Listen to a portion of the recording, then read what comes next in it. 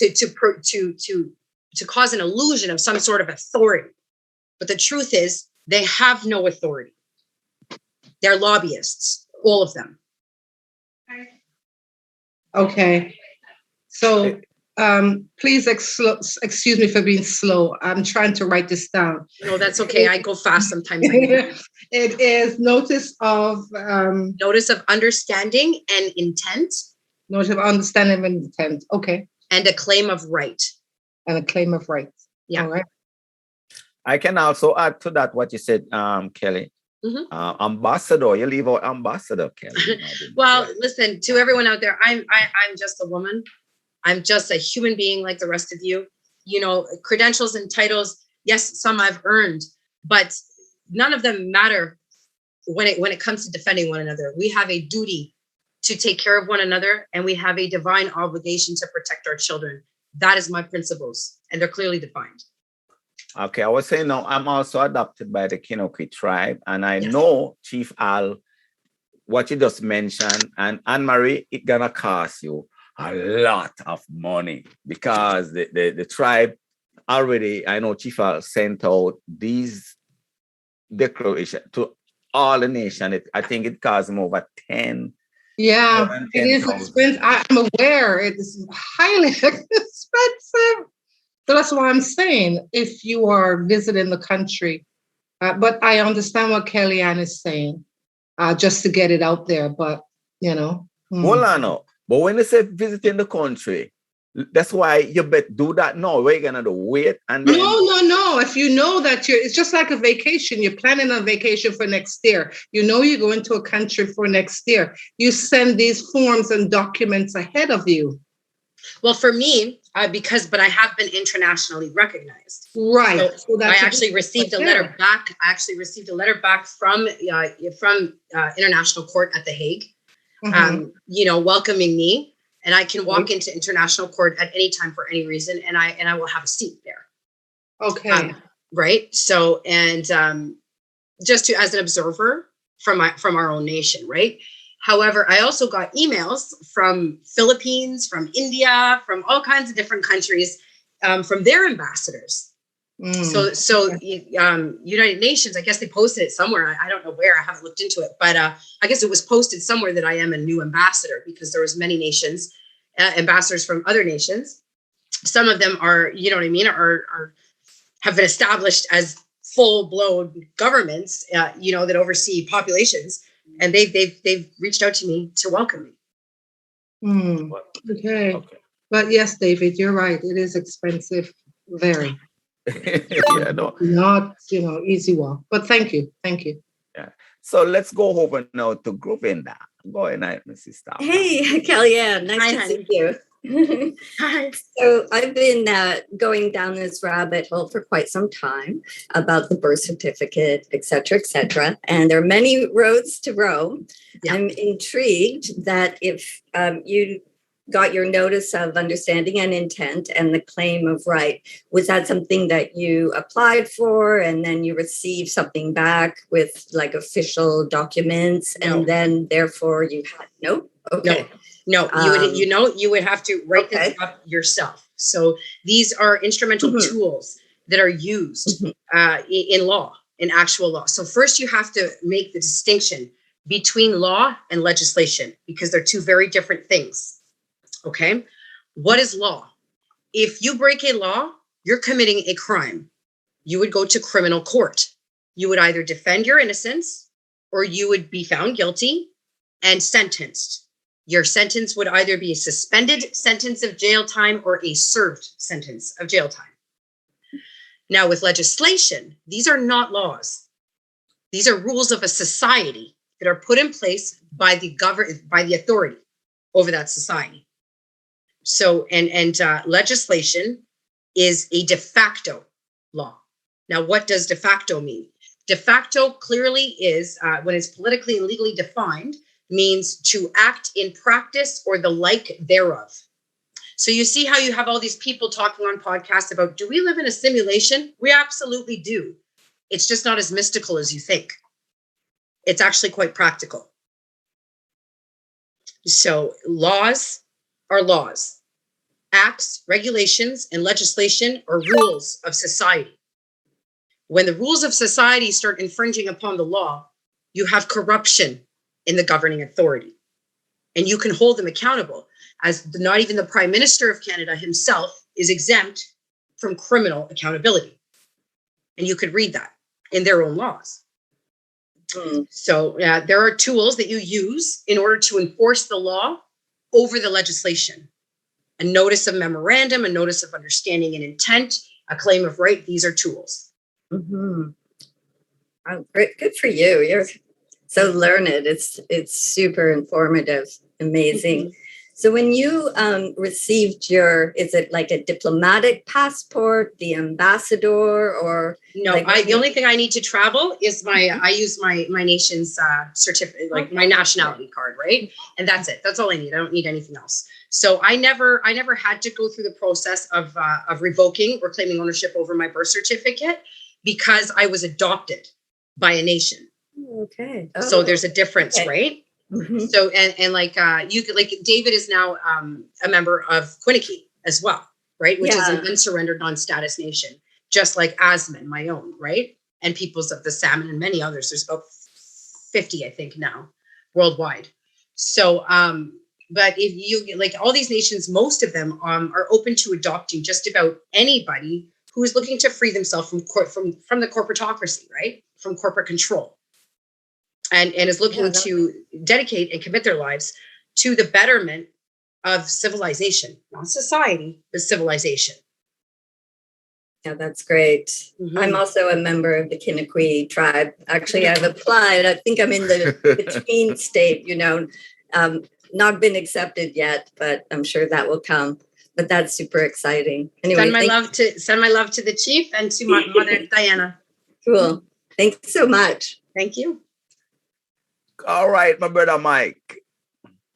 Michael, go ahead. Yes, here he is. Greetings, Kelly, everyone. Kelly, Hi, me Mike. and Mike work up for the same corporation. Awesome. Kellyann, I am most impressed with your resume. Look at his hat. Look at his hat, Kelly. Look at his hat. I know. I see it. Listen, I rock this hat almost daily, even if when I change the caps. Yes. Yeah, I got to rep the tribe, right? All right. Yes. Anyway. So yes. Kellyann, without making any comments, how would you explain what's going on, particularly in England, when Muslims have built support within their community to the extent they are advocating for Sharia law? All right? Okay. No. So next question is, during your travels in the Middle East, did you actually make it into the home of Muslim women and engage them directly? All right? Yes. Okay. So and question. The third part, because yo, Mike, that's a wicked question. That's okay. It's okay. Yep. I am just going to listen to you, right? Yep. Let me say this, everybody. I did Shahada in about 72. In other words, I became a Muslim. Being a Jamaican youth, hormones raging and stuff like that, I couldn't do it. So I understand the concept, but I can't say I went to a lot of masjid. Okay, so that's the context. Now, could you explain? Yes. That in my neighborhood, since I've lived since '86, I've only seen the mosque popping up like tomorrow. I can walk to 2 mosques right now within 5 minutes in good weather. Yeah. And 1 in 10 minutes. And they're growing like crazy. Yeah. I'm just getting back to your context because I'm seeing some different things in England and in Canada. Thank you. Yep. Okay. So question number 1, when it comes to England, there is, just like in every other religion, there is many denominations in Islam. Now, the domination that happened, the most dominant denomination in Islam right now is Wahhabi. Yeah. And Wahhabi is the most radical. And I'm going to say it just like it is. Wahhabi is the most radical because they believe that all people should be governed the way that we were governed thousands of years ago. And that is wrong because we are an evolved species. So, and when I saw the man in Chop Chop Square get his hand cut off, that's when I was in Saudi Arabia. No, I was not allowed to enter anybody's home. It was at a tailor shop where I spent time with women. And it was very mortifying. I was in Riyadh and I was on a research project, and literally I was just to sit there and observe everybody. And you have Riyadh, which is like the center square where Chop Chop's in the center. And I'd never even noticed the blood stain on the block because I was so preoccupied with observing the people. And Riyadh is surrounded by markets. I think I was 19 at the time. And I was sitting there and I was in full veil and my security details were with me because I was young. I was very, very blonde, very, very good looking and a high priced commodity in certain parts of the Middle East at that point. Yeah. So I had to have extremely strict security details with me at all times. And I have a very big mouth. So you can't have a very big mouth in most of the places in the Middle East, especially if you're a woman. Or it's very simple. And so on this particular day, I was sitting there and I was watching this man, particularly him, for it had to be about an hour and a half. I was watching him, just browsing around the market, talking to people. He was well known. And then I watched a woman call the authorities and accuse him of stealing. And they took him directly, no judge, no jury, on spot, Chop Chop Square, off comes his arm. The blood splatter hit my pink veil. And I was hauled out of there extremely fast because, of course, I have a big mouth and I knew the man was innocent because I just observed him for an hour and a half. And, of course, it's in my nature to fight for his life. And at that point, I was so horrified, I thought they were going to kill him. There was blood everywhere. His arm was gone right in front of me. And my security detail, as he pulled me out of there, there was another section that I wasn't aware of where women were buried up to their necks. And they were preparing them. There's 4 of them preparing for stoning. So I take it very serious, the differences in what happens and the influence on the free world coming out of Islam. Now, I'll say that the growth is happening mainly from the birth rate and from indoctrination sources. If you look in Canada, for instance, Ikra Khalid, the one who came forward in the House with her so-called innocent motion of Islamophobia, she was full of shit. This was an absolute premeditated action that she formally and in writing declared she was going to do when she presided over the Muslim Student Association at York. She should never have been permitted to become a parliamentarian under Canadian law. And had they vetted her properly, they would have seen that she absolutely planned to use the democratic process as a tool to destroy itself in her own form of nonviolent jihad. And she is a self-declared Wahhabi. Now, Mubin Shaikh, who is a personal friend of mine and is also a Toronto-born Muslim man, who was actually, he turned radical prior to 9/11, and because, we were fighting racism pretty heavy in the 90s, but we won. But he experienced that. And so he felt like he had to be a tough Muslim man, a strong one, right?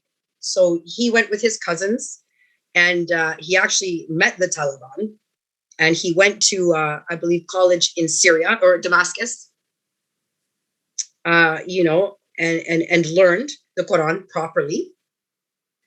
And when 9/11 hit, because he was born here and had a taste of living in a society fluent with all cultures that live in general peace with one another, he had the capacity to look at the situation and then question himself and decide, what kind of person do I want to be?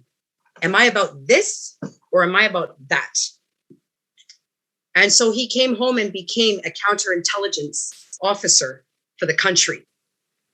And Mubin is directly and single-handedly responsible for stopping the Toronto 18, who had, and the public is vastly unaware of this, who had bombs set up from Canada's Wonderland, the CN Tower, the CNE, and I think there was like 4 other places. They would have blown up everybody within a 60-mile radius of Toronto. And it was unfortunate because these young people were encouraged into that mentality and that ideology, that radical ideology. And there was nothing to stop it. So Mubin was very close with these people. And it was very hard for him to have to turn them in that sense. And these people, they were young, impressionable youth. So since then, what has he done? He has developed organizations in order to de-radicalize Muslims on the spot. And yes, here in Canada, we're seeing mosques being put up everywhere. This is because we have a corrupt government that will sell us out at any point. Okay.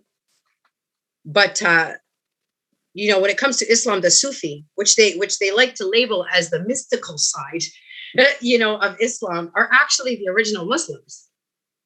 And you can learn this when you travel all through the Middle East. The Sufi are actually the original Muslims, and they are probably the most peaceful Muslims there are. And that's what I call Mubin now. I call him my Sufi Jedi. If I can just come in for maybe a minute or so. Of course. The focus on extremists. Yes. Is the very reason why Muslims who don't share those beliefs are stereotyped in North America. Yes. And in Canada. I agree with that. To focus on extremists. Yeah. I'm not even going to go further in that. Yeah, but I agree with you 100%. That's my comment to what you focus on. Okay. Yeah, but you're right. No. And you know what? And let me define that as well. So it doesn't matter if you're Muslim, it doesn't matter if you're Christian, it doesn't matter what you believe in. We have a radical in every single household.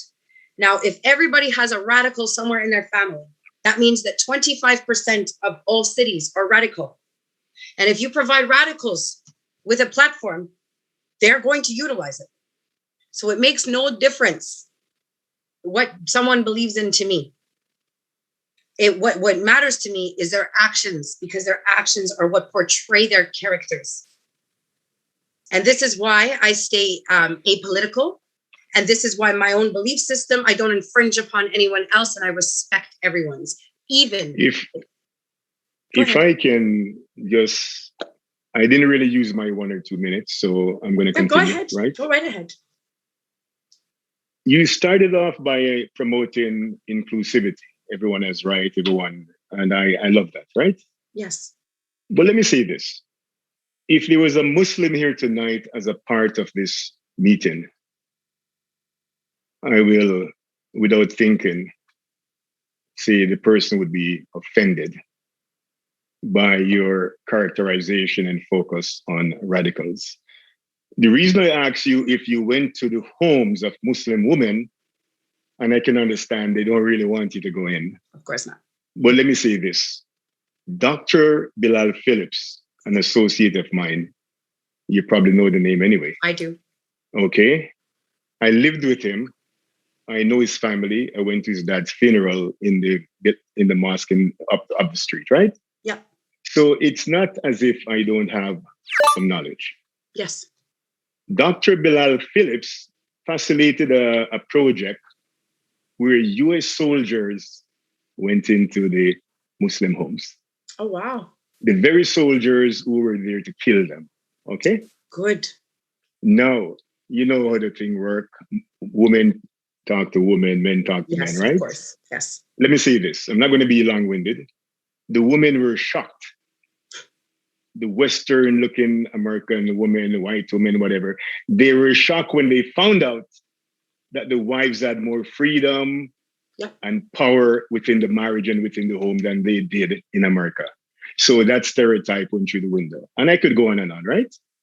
What I'm saying is we cannot focus on an element of Islam which millions of Muslims don't share the philosophy of cutting off people's right.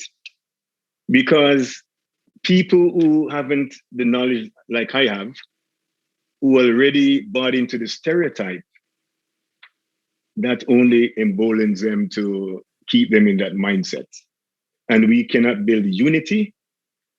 We're in a war right now, and every soldier is important. Okay, that's all I'm going to say. You know what? And that's exactly why I said it doesn't matter what your beliefs are or where you come from. That is exactly why I stated that every single person has a radical in their family. Now, the only reason that I used, and I want to make this extremely clear, because I have so much respect for all of my Muslim friends, and the Ahmadiyya Society here in Canada backs me 100% as well. Okay, and I would face down Ikra Khalid any day, anytime, any place, anywhere, because I find that she gives power to that stereotype to exist in the first place. And make no mistake, I am not attempting to provide any power to that sort of stereotype. And that is why I absolutely said that it doesn't matter. Every family's got a radical. The only reason I used that as a reference is because our population has been so exposed to the idea of radicalism and terrorism existing like this. Now, I've been all through the Middle East. And I'm not going to speak too much longer on this, but I will state this. Okay. And in the majority of places, it is vastly different from how things are in Saudi Arabia. Saudi Arabia is a very radical place where the Wahhabi ideology of de-evolution, let's call it, is dominant. But that doesn't exist anywhere else in the Middle East. And people are loving, even in Riyadh. So let me make that very clear.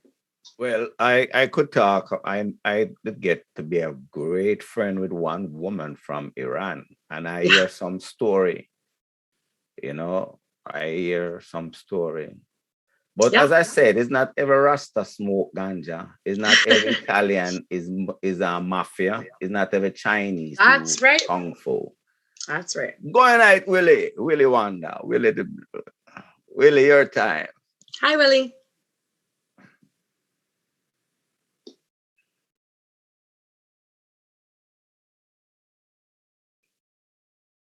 Thank you. Yeah. From my mother.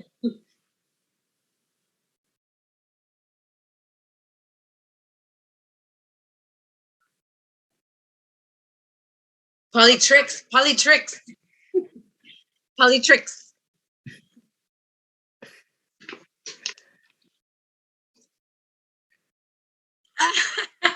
Well, we can talk about that. Me, I gonna leave that part. No, we can talk about it. So, like Salt and Pepper said.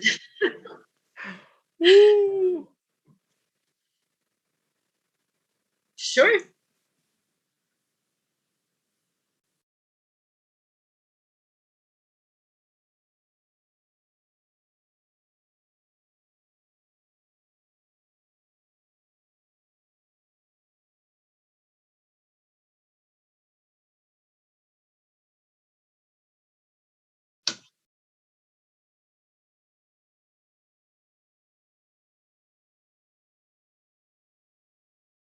Mm-hmm.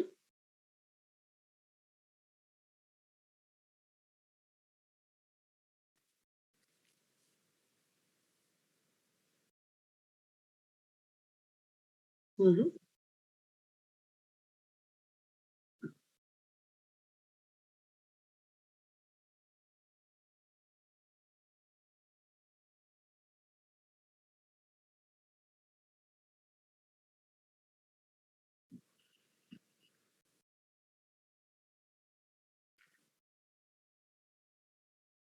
I'm an Ojib Cree tribal woman.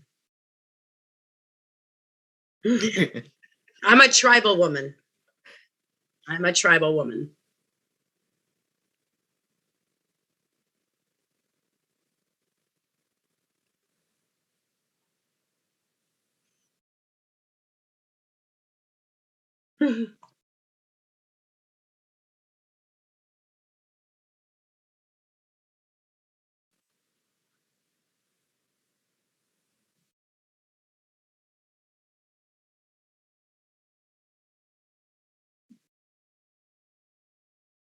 Because we have a duty to one another to protect our lives against the infringement of people who do not care for them at all.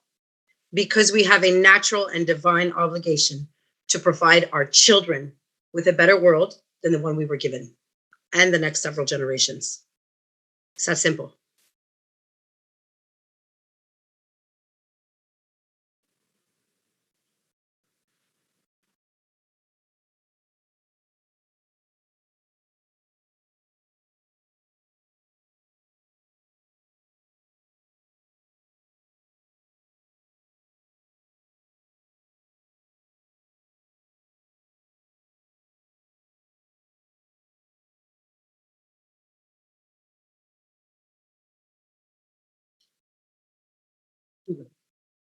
Really? So why isn't President Trump the president anymore?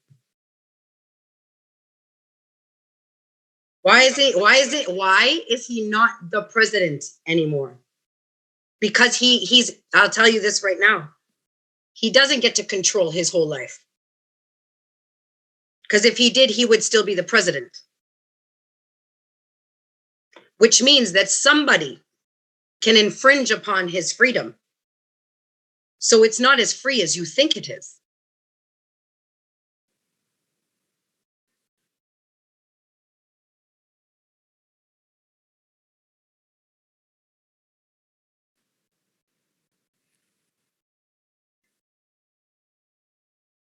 No, you don't.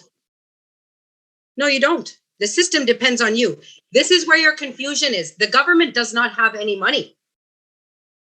This is your confusion. They don't. So under ASMIN, we have created what's called tumult. This is where you register all of your property. And this is where you would register even your rights to the natural resources. We have filed over $38 billion in liens against the government. They've only got 4 years to pay it. We have filed an international court to remove the crown. The government and their system only exists because you allow it to. But why would you allow a failing system that is built upon the backs of slaves the right to exist when we still obtain the power and retain the power to change it and make it better? That is why.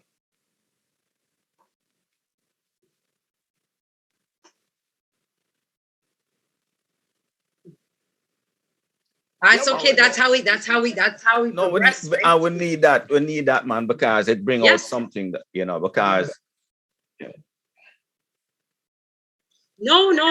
No, listen, nobody takes offense, okay? Like, offense isn't handed out. People take it. They need to choose not to take it.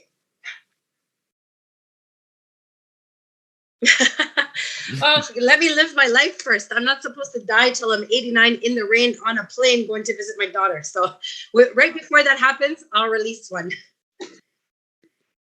Yes.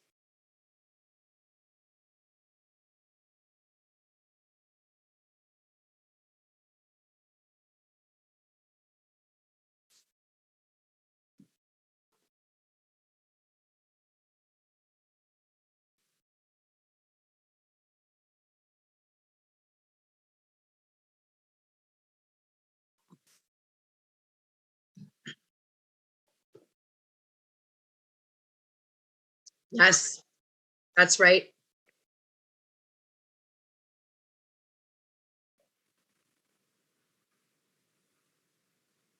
That's right. Yep. That's right. Yes.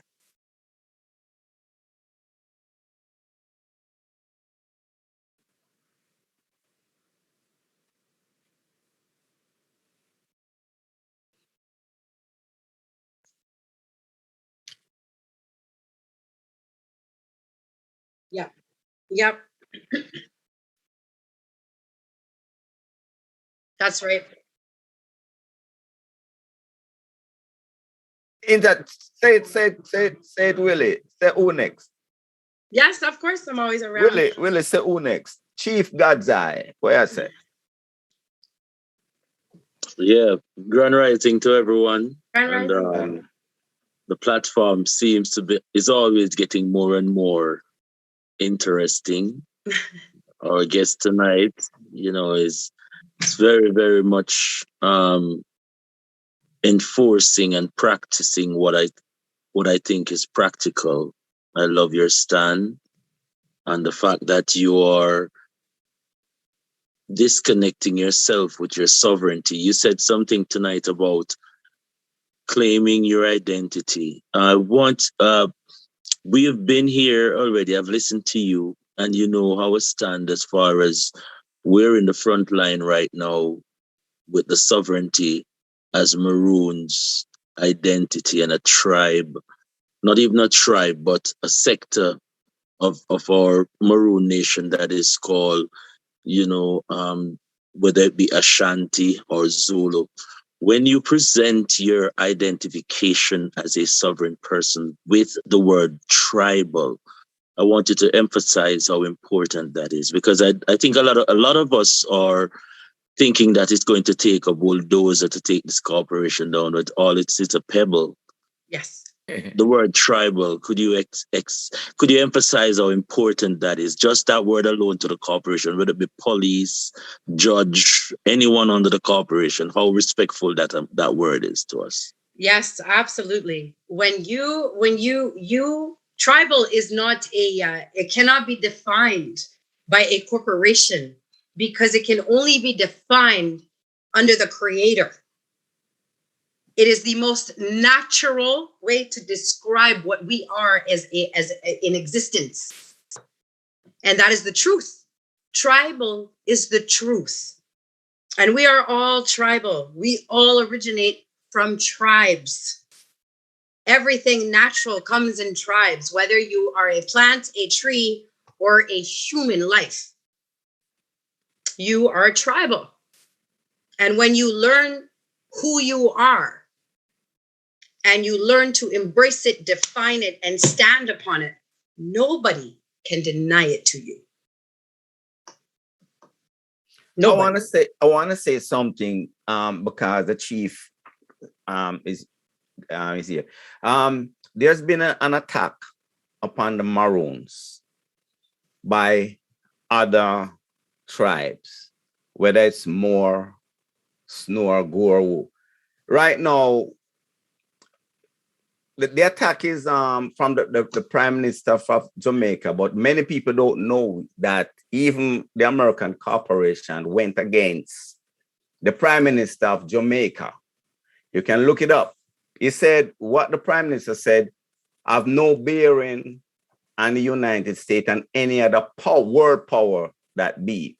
But people going out of their way now. Let me tell you how the attack is. The Maroon was named by some white man. The next attack, I don't know if dogs tell you that he is dogs, or did we call him dogs? Or did the ants tell you that they are ants? So I'm saying, so somebody in France called, say patois. It's spelled P-A-T-O-I-S. I would have spelled it P-A-T-W-A. Someone with a pale skin called me Maroon. And people going around as if to say, it doesn't, it's like, it's not real or it's corporated because somebody calls me Maroon. But hear me now, I am Maroon. And Maroon meaning the conqueror of the British Army. Never lose a battle. I am proud to be called that. So, and you know, as Willie mentioned, because you have mentioned it earlier too, Kelly, this, we can't go nowhere because we cannot seem to unite. And I believe it's because of money. You know, it's like people want to save people. But people are, we have this inner fighting, who is first and last and second and third. Right now, the Maroon is under attack.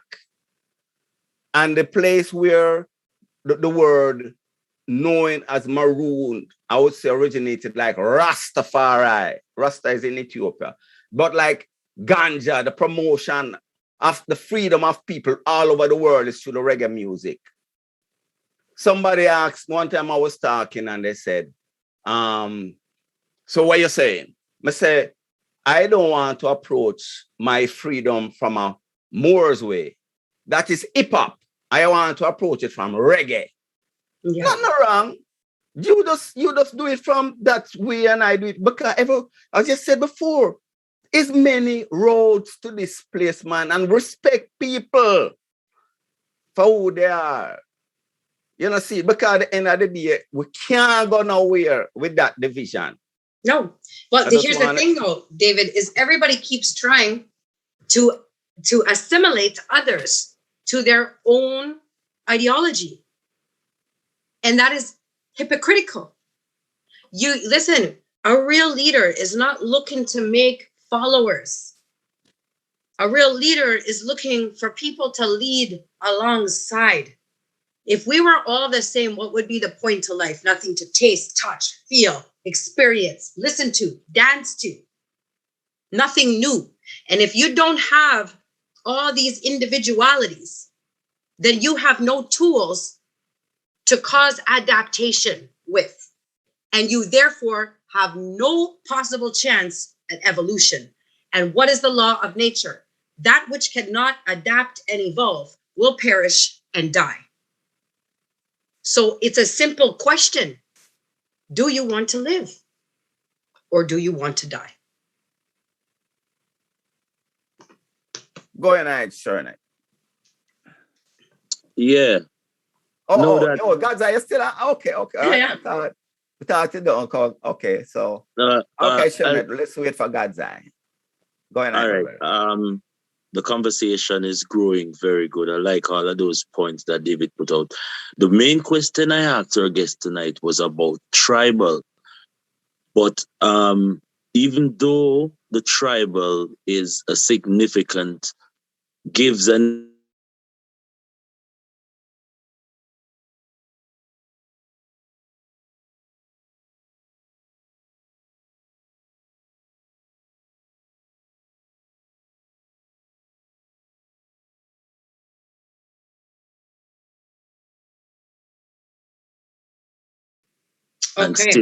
and still maintain our own identity, because even within the court system, you know, the law system, a lot of things is there, but our wording and our identification, like for instance, we have cracked the code that when a law person pull you over, there's certain conducts that you don't do. But within a tribal settings, it is even more intense because the officers know the law, but they play ignorant to it because you don't enforce it. So sovereignty, that in itself, and tribalism, talk about that for me. Okay, so you're using all of that power right there, and I love that. So here's the difference. Okay, how can I explain this best? Okay, for instance, Asman, my nation, as a tribal nation, okay, the way that we define ourselves on legal documents is an Aboriginal nation. Okay, so the respective way that we can declare ourselves as tribal and stand upon that principle against the corporation and all of their attempts to gain jurisdiction over us is to declare ourselves Aboriginal. Because under the language of law, international law, there is nothing more powerful over land or resources than the Aborigine. Yes. Yeah. So I think that answers the question that David was festering a while ago about the Maroons, because the Maroons is not a tribe. There's many tribes within the Maroons. You have the Zulus, the Ashanti, the Nyabingis, and all of these different groups of people. Yes. But under the classification, they're all Maroons. But until you use that with your tribal, it doesn't make sense because the corporation will not see you as a national of a Maroon, but they see you as one of their subjects. Thank you so much. That was very, very good. Yeah. Yes. Go ahead now, Sharon, at your time. Hi, good evening, Kellyann. How are you? Hi, wonderful. Nice to see you. Okay. All right. I have two questions. Will your efforts help every person be recognized as a natural being without people having to go through this expensive process of doing some declaration? Because the fact that we show up here as a life, isn't that enough evidence, self-evidence, that we are natural beings, freedom and entitled to freedom? Will your effort ever help to get people back to that state where they're seen as such? Absolutely. When we filed an international court against the corporation, and I wish there was a way I could pull up the paperwork to show you, but I'll make sure I provide David with the paperwork, and he can send it out to you guys as well, so everybody is aware of what is happening. Okay. We filed an international court to remove the crown and to grant the lawful authority back to all of the natural Aboriginal people and all of their hereditary and Aboriginal clan mothers and chiefs. So, and that would be, so this would cause precedents for the rest of the world to follow suit and give them the lawful, what do you call it? The lawful platform for them to enforce themselves. Yes. Oh, okay. Okay. All right. That's why I said, as a member of the Kinokee, I don't have to do that. The chief already spent all those money and did that. So within that, I know I'm part of that benefit. Yeah. Be a part. Yeah. Okay. That's it, Sister. Yeah, that's it. Thank you. Okay. Okay, Groves. Yeah. Just a side note, if you do want to do any sort of social media or anything, there is a fellow, a good friend of mine, Richard 14, who lives in North Bay, and he's a multimedia like guru genius. Amazing. So, we can absolutely utilize him. Absolutely. Yeah. Yeah. So David, if you want to maybe set up a meeting for Grunol and a bunch of us, and we'll get together, because we need, I right now I'm actually looking for somebody, because we set up a website called My Canadian Freedom, and I suck at this stuff. I can defend humanity, but try and get me to set up a website, forget about it. Like, forget it. So I put a very basic one up, and but it has everything, all the utilities sitting there and just sitting there. And I would like to arrange it so that we can have all nations around the world incorporate into this, and then maybe develop further so that they can have, my Jamaican freedom, my English freedom, my Virgin Islands freedom, my Colombian freedom, whatever they want, and then we can pull them together under the clan mothers, under a unified Indigenous version of United Nations as well. And we would already have these basic sites set up all over the world. I think it would be great. Yes. Yeah. And he's really on the same, wavelength, because he just took someone out to a beautiful location, a First Nation woman, and she told her story, and he videotaped it and asked her questions. So I can't wait to see that. But his father bought a school in North Bay. And so Richard moved into the principal's office, and he lives there. And the rest of the school has like classrooms and just all kinds of artists. So it's open? The school is open. Yeah, it's open. Wonderful. And then he has a sound room that's astonishing. He has like really high-end equipment. So right now across Canada, we're working with all of the farmers. And we have technologies that can take landfills and auto scrapyards and turn it into clean, free energy and purify soil. So it's going to cost us a $10 million deposit in order to secure $200 million through an Indigenous hedge fund, in order to have this technology manufactured, shipped, and installed to all the farms across Canada. And we're doing this so that we can provide our farmers with a monopoly over our power grid. Now, with the other $100 million, we're going to be utilizing that to open hospitals, schools, and clinics free from Crown control and on reserve territory across the entire country. So we are building the foundation for economic independence right now, basically a magic carpet that we're going to yank out from under the government within the next couple of years. That's great. And getting this information out is super important, because who knows about this, right? Yeah. So good suggestion, Willie. That's awesome. And the other thing I wanted to say is that if, as Canada's the richest natural resources, then that must mean that all Canadians are the richest in the world as well. Like those birth certificates must be like, so we can. But that's why it's important to take ownership over it. Because listen, when we were starting to fight back and take it very serious when COVID started, right? Because I was already fighting against the Canadian government for many years. That's why I know the system so well. But when we started getting a unified front on a national scale to do this, you have to look at the situation and you have to consider that there are millions of people across this country who are absolutely 100% dependent on the system. So how do we transition these dependent people into a new evolved society without any negative effect? You claim ownership over the corporation. That's how you do it. Mm-hmm. Yeah, I totally agree. And I think also part of the process when you delve into these rabbit holes and explore how to get out of the system and you realize the legal contracts that we made and what how we got there is such a good learning. And it creates a lot of really knowing, because I also know that when you're sovereign and you step into that, it comes from a wisdom because you've done your studying.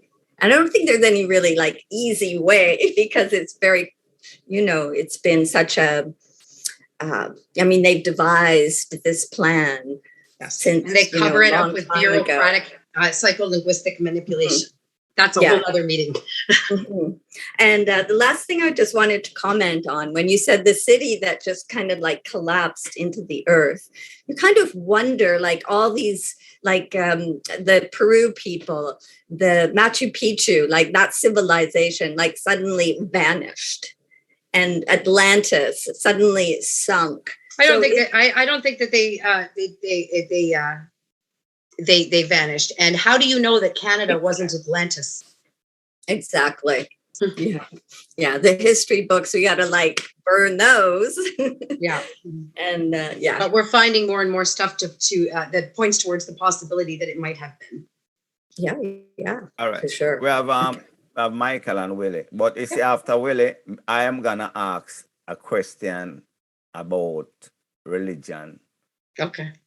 That I don't know if I hear what you said. So go ahead, Michael, and then. Yes, Kellyann. Yes. I pride myself with what we call Jamaican common sense. Yes. Right? I love the fact that I think for myself. I've got my own mind, right? So it always bothers me when I hear the word Mississauga.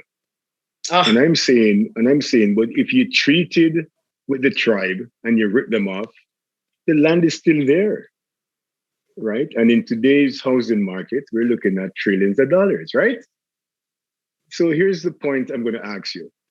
I did a bit of research on treaty, and I can't refer to the particular treaty, but the Crown said, okay, we're going to take this piece of land and over there is yours. But guess what they did? There was a 1 mile buffer zone. There is no way someone who understood the language of the treaty, probably didn't even know how to write. That's right. Would even understand what they were getting into. That's right. So now, my here's question the trick. for you, my Go question ahead. for you is, as part of your, the stuff where you have them in court, was language a part of building your case? Absolutely. Language is everything. Words are everything to society, because it's the words that we use that define the laws that keep the peace amongst a vast array of individual people. So 1 second, I just gotta, yeah, we're plugged in. So yes, language is absolutely everything. And by the grace of the Creator, we're very blessed to have one of the leading people when it comes to the language in our documents, who has collectively about 40 years of experience. So he was a constitutional lawyer within the Senate of Canada and left because he found out of the fiction. And he has been fighting against the system and he comes from a Métis tribe. And ever since, his name is Glenn Bogue. So he has literally been on suspend from the Upper Law Society of Canada for 10 years. They cannot fire him because, again, when it comes to the language, he knows how to defend himself. So they have had him basically on a permanent suspension ever since. So we are lucky enough to have him when it comes to the creation of all documents and all correspondence between all of the different bodies.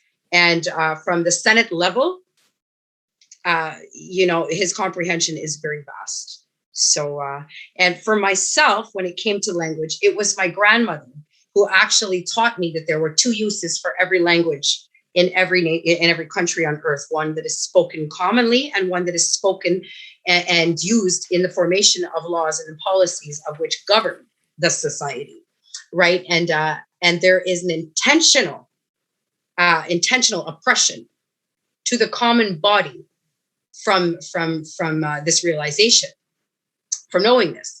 So it's time to break the bubbles. We need to burst the bubbles, and everyone needs to. This is what the Tower of Babel was about. Since we're going to be going into religion, this was what the Tower of Babel was about in the beginning. Okay, it was to separate the languages for the purpose of controlling people.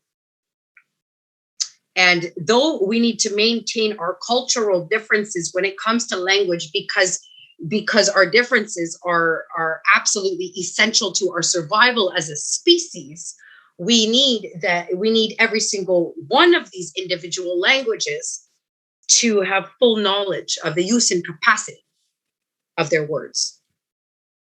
I think I said that right. All right. Willie. Go on, Willie.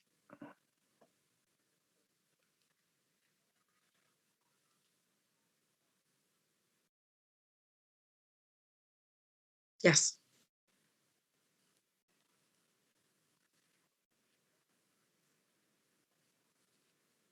Wicked. We, as everyone who is participating, whether you're an individual, a Canadian, a citizen, a tribal person, makes no difference to me. The group grows on a daily basis. We are so far, when I say we, sometimes I'm referring to ASMIN. When I say we in other capacities, I'm referring to everyone within our movement, which is now international.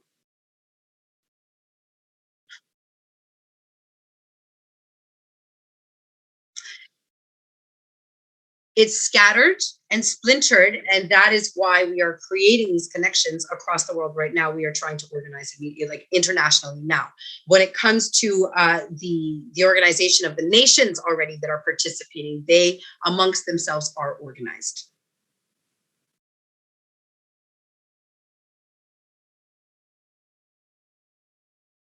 Yes, I'm not. Wonderful. Let's get together.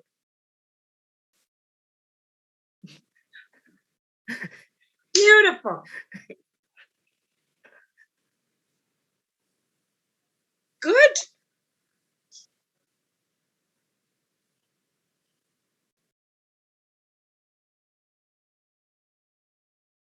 Yes. Please. Okay, Kellyann. Basically, the website allow us to, like, for instance, we can upload our images and give a description as to what we do as a profession. So it's like a skill directory.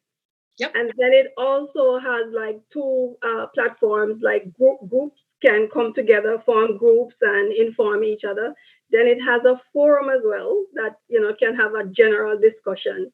So people just need to sign up and become members. And, we all work together in creating a conscious community. So that's amazing. Yes. We need to get together. We need to get together. I sent you the link. I sent you the Yes. link. For it. Okay, I'm going to grab it. Definitely. Yes. You see, ask and you shall receive. Thank you for that, really. On me before God's eye, about.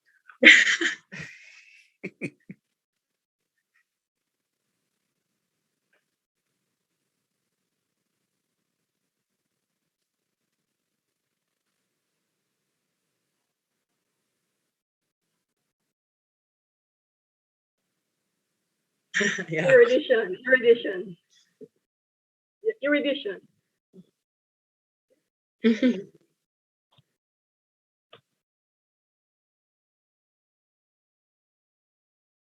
Yeah. Yes, it does. Yeah. That's right.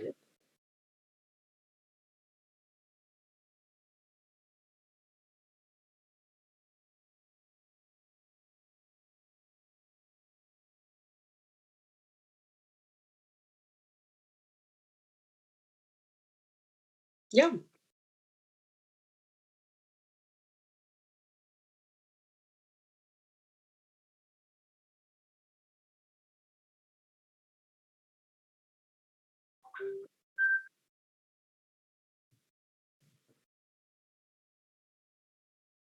Yeah.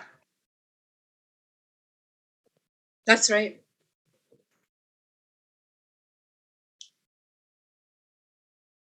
Yes. Mm-hmm.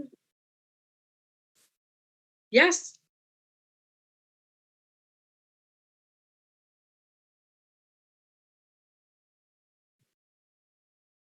Yes. Yes.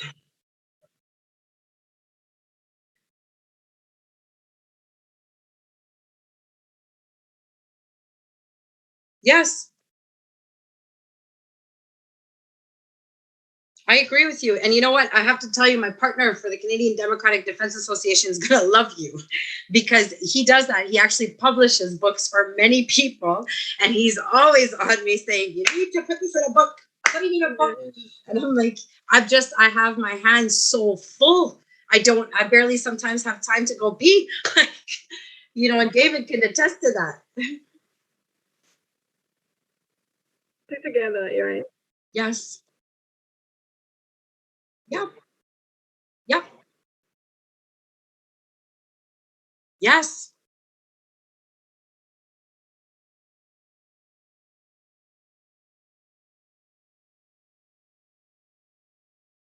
Yep.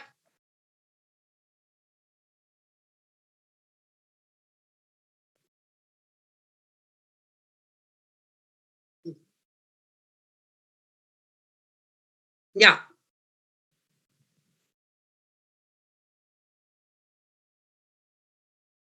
Yes. And my point was, how did they break that unity? They broke it by psycholinguistic manipulation to the language. Yes.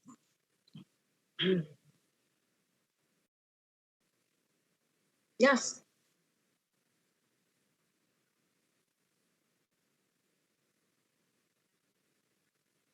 Yes, but it has to be done in a way that respects individuality. We have to unite as a collective rather than a one body. Right. Yes. Yeah. So Chief, where's somebody can go before you? Yeah, man. All right. So one morning I pick up Kelly. We were going to our demonstration, and and we were just talking to me about religion and travel the world. You mentioned you went to Vatican, right? Yes, the Vatican Library. Please tell us about the Vatican Library. So I was 4 levels down in the Vatican Library, and you can't. It's a very hard thing to do to get it. You have to be invited, and I was on such a level in research when it came to history, ancient civilizations, and religions.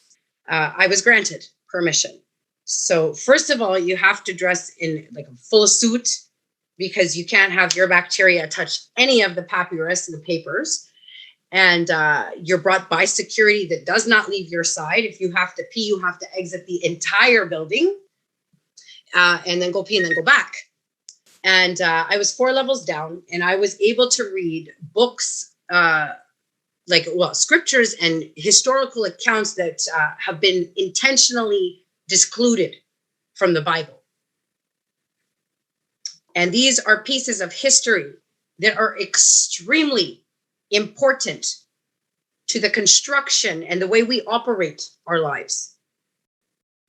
Like, there are things that I read about Jesus and his life that would blow your mind. The fact that him and Mary were married, there is documentation to prove this. And the fact that he was a scientist.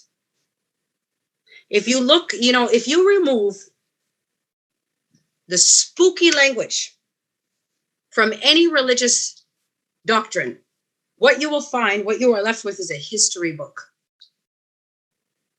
And when you remove, they use the spooky language for both the purpose of manipulating society and people, and the purpose of psycholinguistic manipulation, in order to leave these historical accounts open to interpretation, so that whoever chooses to use these stories as a guiding force for groups of people, they can utilize them in many different ways.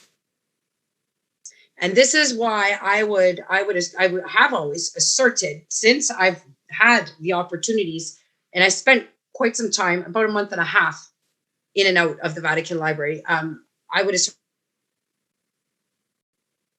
to everybody to remove the spooky language from everything you read, and to define the words for what they actually mean. Like, the first word for God, or the creator, in any language ever spoken, was Elohim. And when you translate the word Elohim, what does it actually mean? It means those who came from the sky. That's what it means.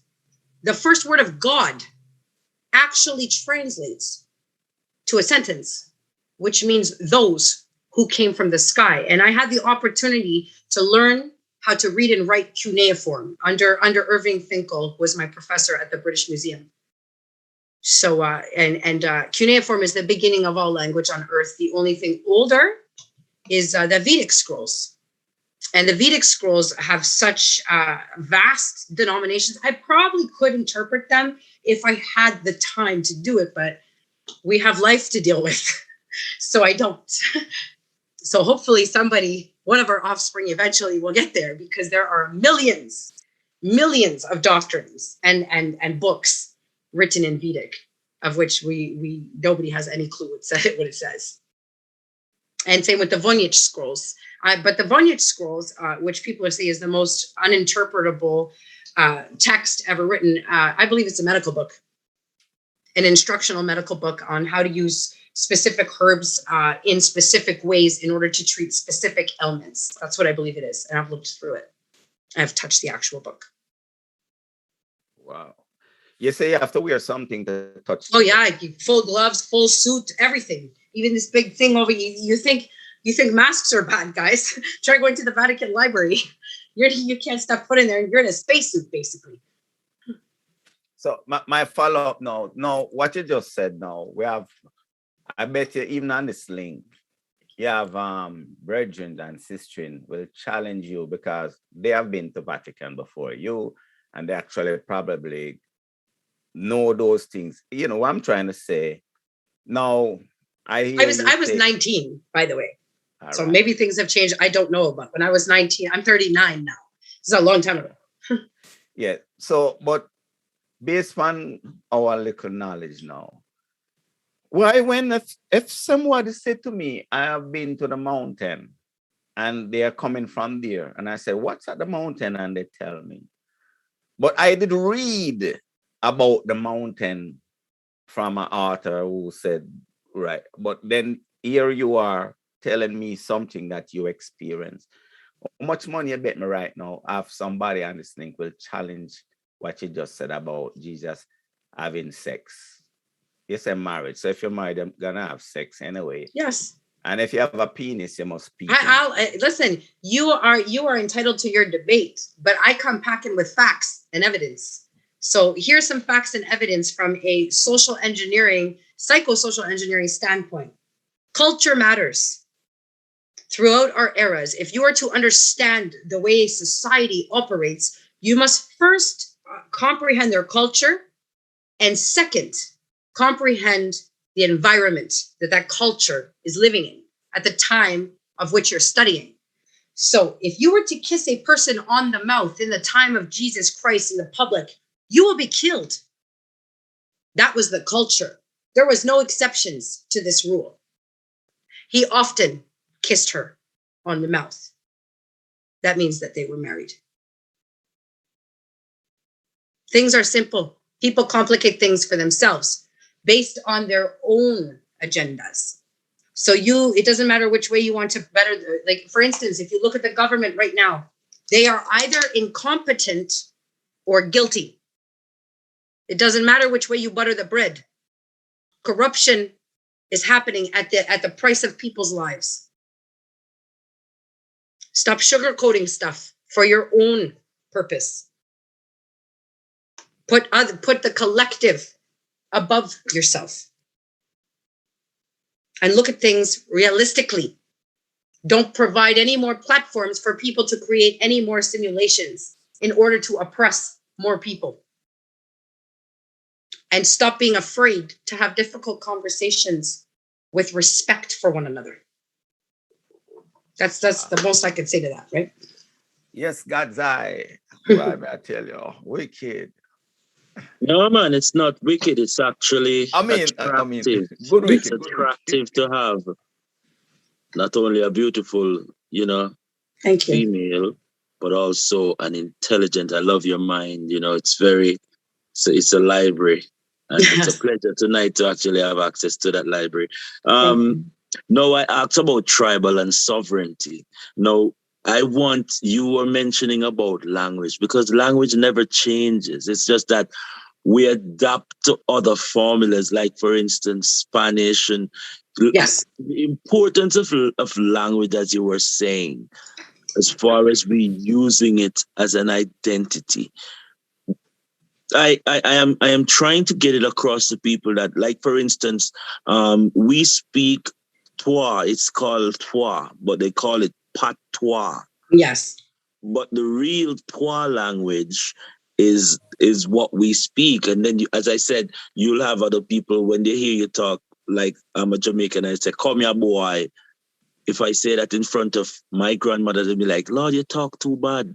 But it is a language. When you travel and meet other people, it is a dialect that it communicates, not only gets interest, but it also shows what you really mean, because words, especially in the English language, can mean several different things. Mm-hmm. But in your native tongue, it stands out, right? Well, because first and foremost, where does language begin? It begins with our bodies. It begins with our bodies. And this is exactly why anytime in the history of slavery around the whole world, the first thing that the people who are looking to enslave do is take away your language. Take away your body language. That's the whole agenda behind the masks. It had nothing to do with your health. It was a way to dehumanize us to one another. So yes, language is extremely important. Extremely. And it starts, you can go to any country on earth where you don't speak the language. And you can have a full conversation and create beautiful relationships with people based on a simple smile.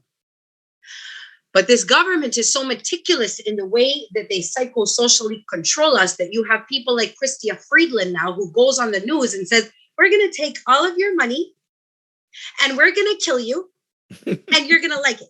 Okay? Okay. That's how they do it. You have to. So now we're at the point where humanity needs to adopt a comprehension of language on the level of psychosocial engineering in order to move forward. And we need to implement and change our education systems to suit these evolving institutions. And it is so imperative. And we're doing that. Like, we're working with groups called Educators for Human Rights, who have already opened 4 new schools in Ontario. And the curriculum is completely redesigned. Now, if you were to ask me, I believe that elementary school should be from grades kindergarten to grade 9. By the time someone graduates from grade 9 and grade 8 and gets ready for high school, they should know how to balance a checkbook, get a mortgage. They should comprehend the fundamentals of basic political engineering and psychosocial engineering, and and they should be prepared for the next level of hardcore math and science. When you get to high school, the only mandatory subject should be math and science. Everything else should be 100% by choice. And finally, the language is also used because slowing us up to this pattern that we're comfortable where, we see the opportunities that are there for us to take advantage of, but we are educated to believe that even standing up for our own, it's going to harm us. We have to be doing it how they taught us to do it. Mm-hmm. And I think that is one of our main problems right now, because it has been entrenched in a lot of people as to how you need to look, how you need to talk, and where you come from. And if you don't have those qualifications, they're not looked upon as. Yeah, but that right there is social degradation. It's to create these stereotypes in order to label and categorize people like their products. Chattel. Yes. That is an intentional indoctrination. It indoctrinates you into slavery, into enslaving yourself. So you gotta pop that bubble, right? And the only way to pop that bubble is to stop participating to this social justice victimization ideology and start having enough nerve and courage to exemplify a respectful confrontation. This is how I would describe this the best. What is responsibility? Responsibility is not doing what you're told. It is the ability to respond over our nature to react. And why is that so important? Because when you react, it is often emotionally charged and therefore irrational. Now, this is why in every governing body, the Roberts Rules things apply, where you need to have what they call rationale. Rational behavior comes from your ability to respond. And it is the hardest thing to practice, regardless of your age, experience, or education, is to constantly and consistently practice the ability to respond, because what it requires is for you to actually engage in the conversations you participate in, and to actually define your values and your principles in order to participate in constructive conversations. Michael, go ahead again. Mike, good old Mike, good, yes.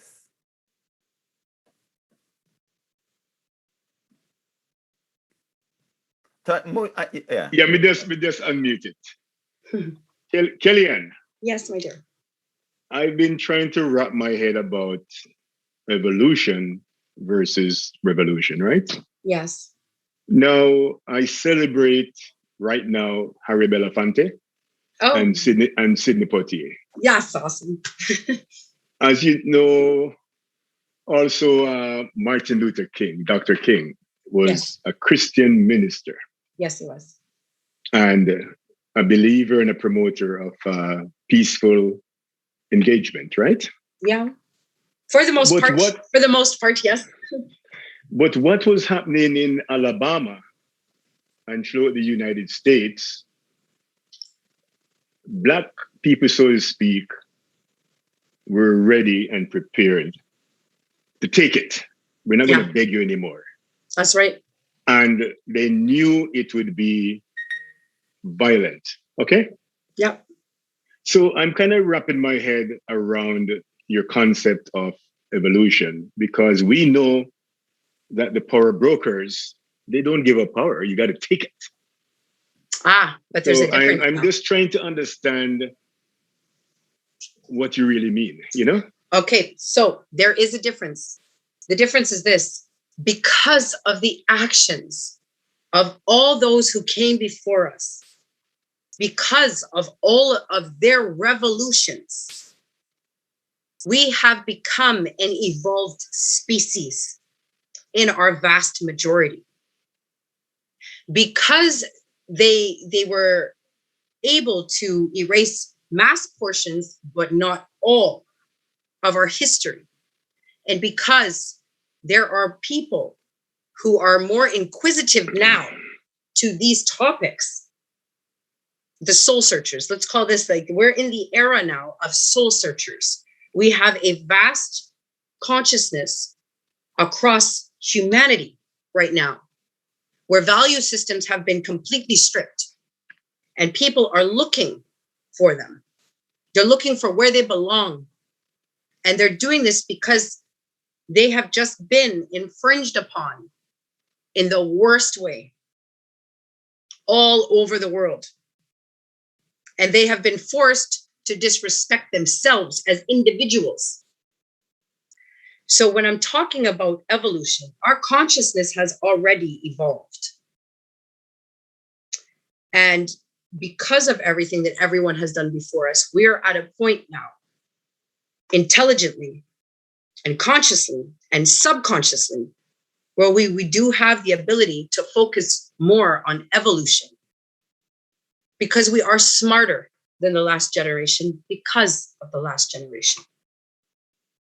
We have learned that we can't do things this way, or we will be at the brunt of violence. I mean, look at myself, for instance, when I took a much more bold public position, I was ripped off speakers and I was poisoned and clinically dead for 3 minutes, where my 15-year-old daughter, she was 14 at the time, found me. Poisoned by government. I wasn't sure at the time if it was government or pharmaceutical companies, but clinically dead nonetheless in front of my daughter, because I took a very bold movement. Now, there are some of us who have accepted that, and we might find ourselves in an end, in a fight for our actual lives. But what is it worth? And to me, you're worth it. And there's just no other way around that. And I believe that I shared that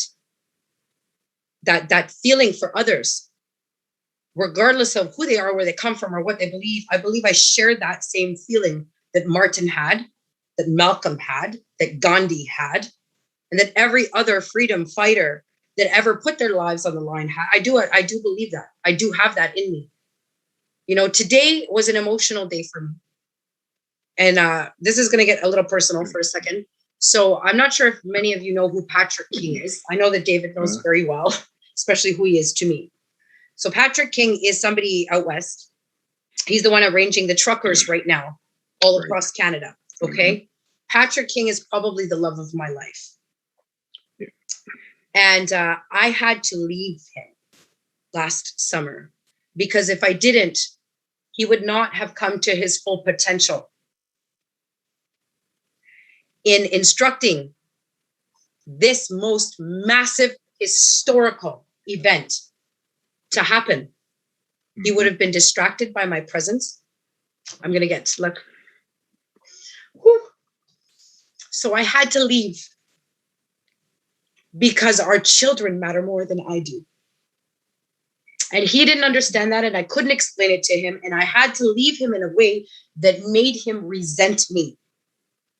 So that later, when I sent him the resources, he would utilize them out of the resent for the love that he has for me.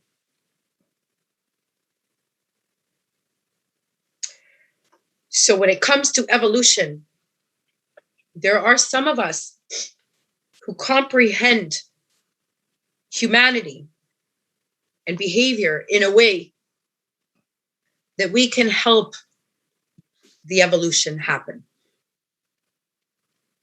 And I am one of those people. Really? I'm getting emotional right now. So sorry. Well, David, you personally know how much I care about that, right? So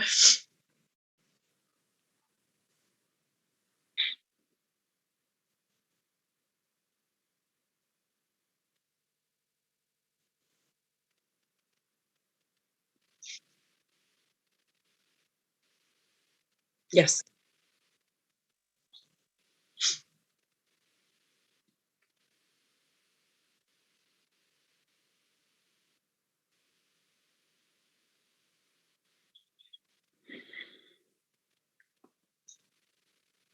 Wonderful.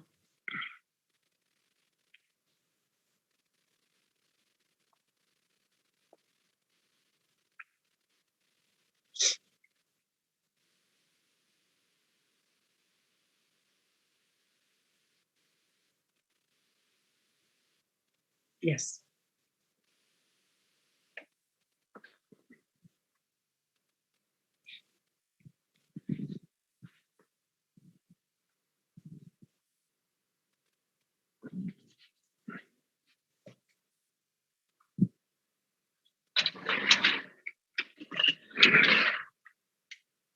Of course.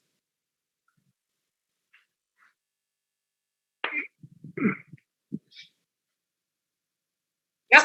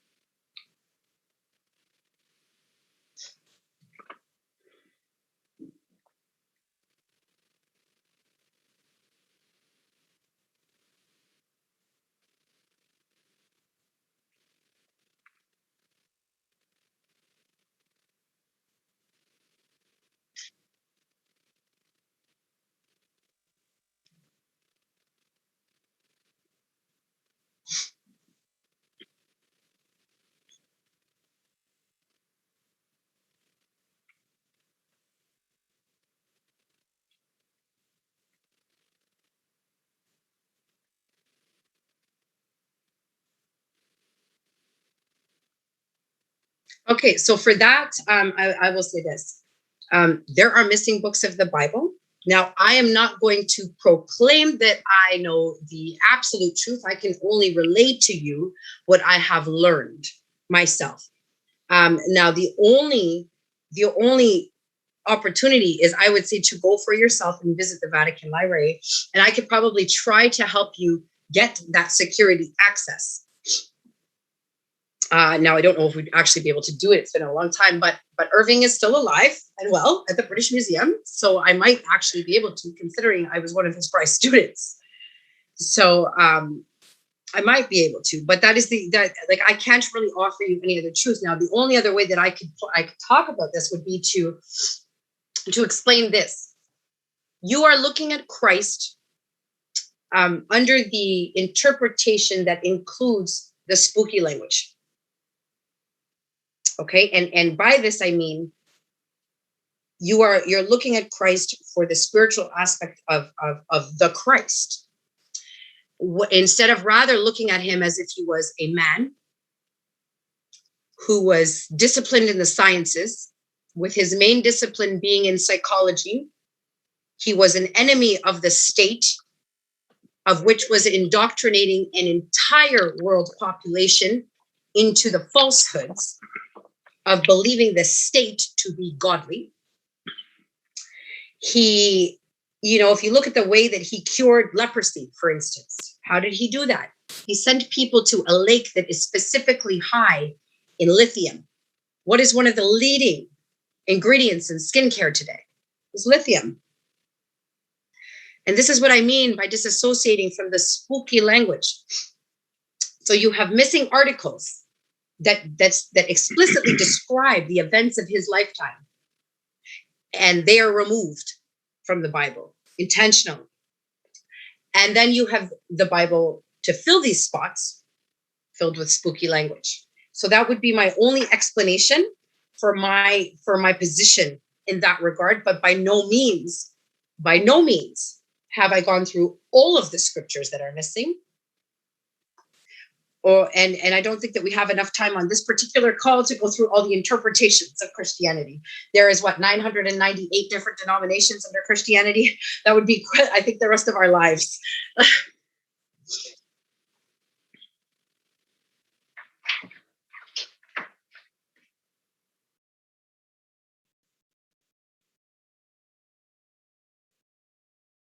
But there is.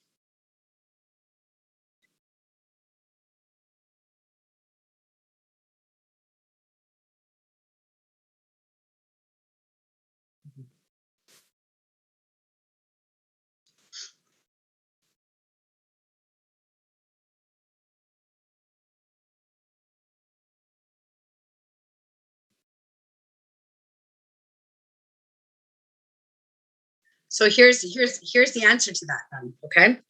If you are a group of people who intend on enforcing your will over all others as if you are godly, how are you going to do that once the indoctrination has already been broken? What is the best way for the devil to control, to convince everyone that he's God? Okay, I'm going to put it to manipulate control. That is right. Now hear this. It would be to twist the words, interpret the language, remove the facts, and then insert yourself in society as a silent policing force. That right there is the difference between God and religion.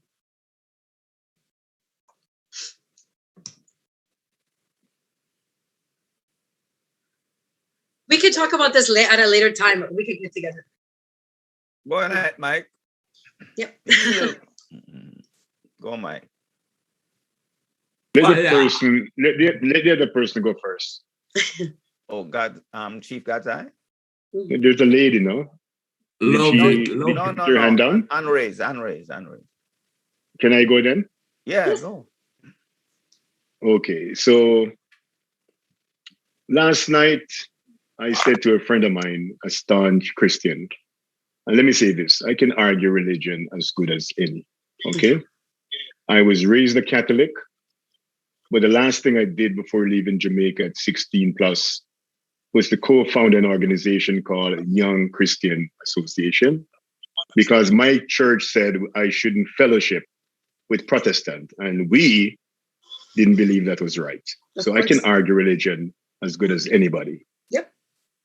But what I find, there is a difference in terms of science, common sense, and I'm just kind of hearing my philosophy. Mm-hmm. Nobody has to agree with me. Right. There is a difference when we start debating people. We get into science, we get into common sense, and we get into faith. So I'm not going to touch that. Yeah. Now, in terms of what happened during this pandemic, and you did mention I listened keenly, you did mention the word indoctrination. Yes. I keep saying on this platform that the government spent trillions of dollars indoctrinating Canadians. It just didn't happen because of pandemic. It started years ago. Yep. Now, the thing you said when you started, and I know some people don't want me to comment, but they're learning that sometimes that makes sense. But anyway, you talk about Nazi Germany, right? Yeah.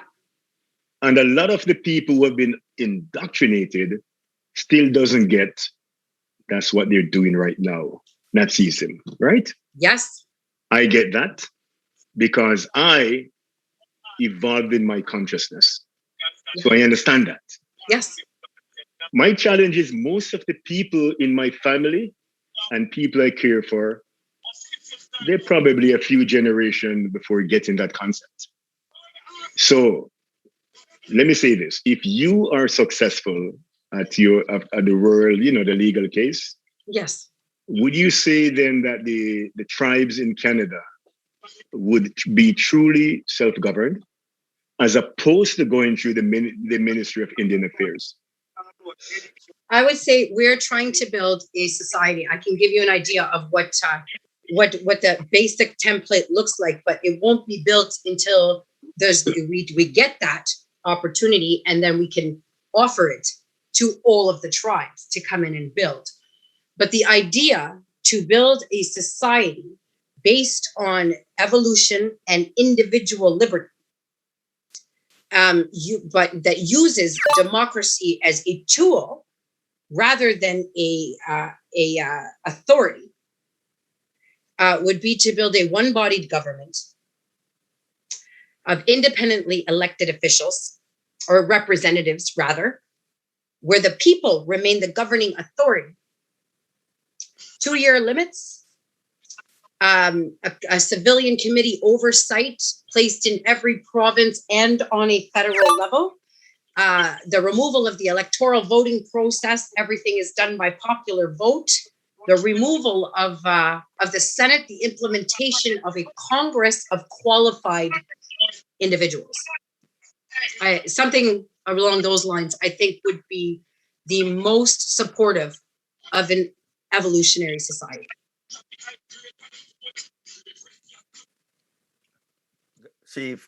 Chief, we have half an hour and more on get into sex. So sorry. Quick. My apology. But David doesn't want to be a minute man. No. Hey, a minute is better than a second. I'm multitasking.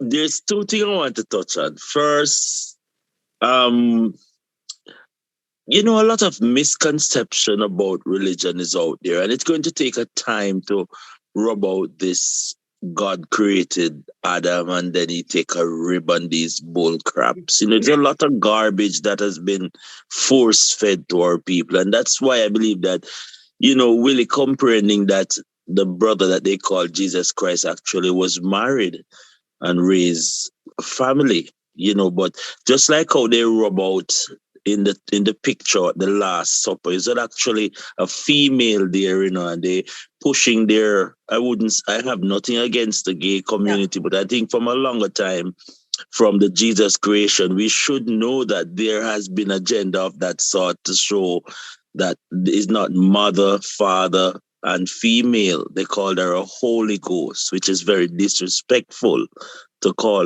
the mother nature a Holy Ghost. And I think Kellyann is trying to brush up on a lot of things, because I think she said that she going to the Vatican and she's seen a lot of things that is there hidden from us. Because several of the teachings that can fulfill our full cycle of life has been purposely taken out and put in by some unscrupulous lies. And I believe that religion plays a lot in the domestication of the people.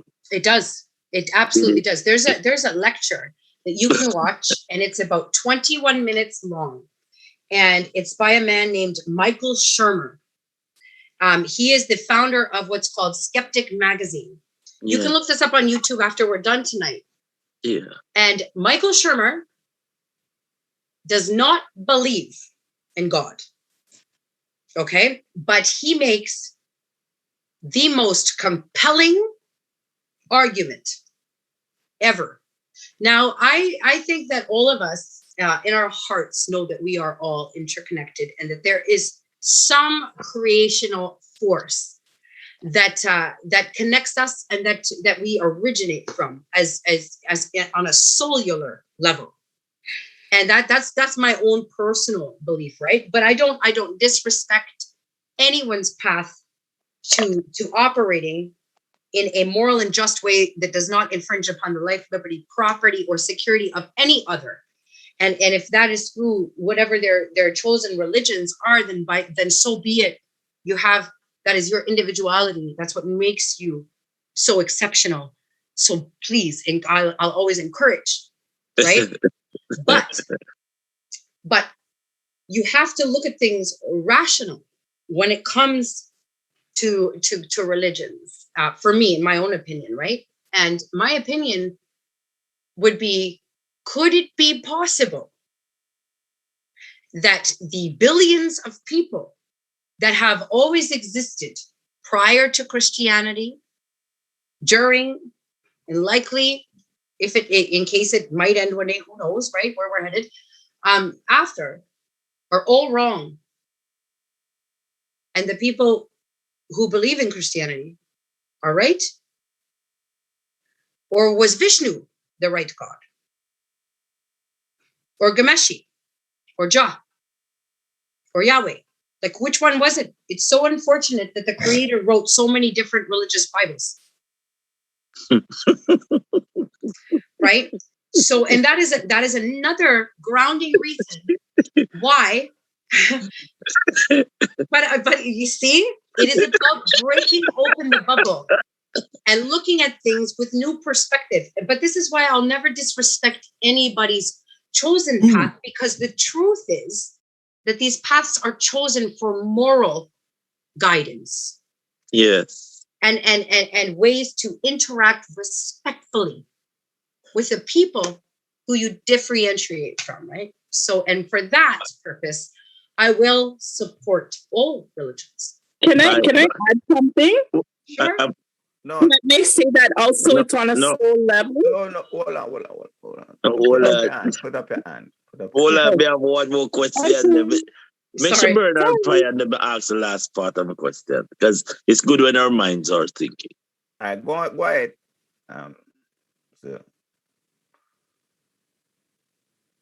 Hello? You know what? Okay. No, go ahead, Godzilla. Go.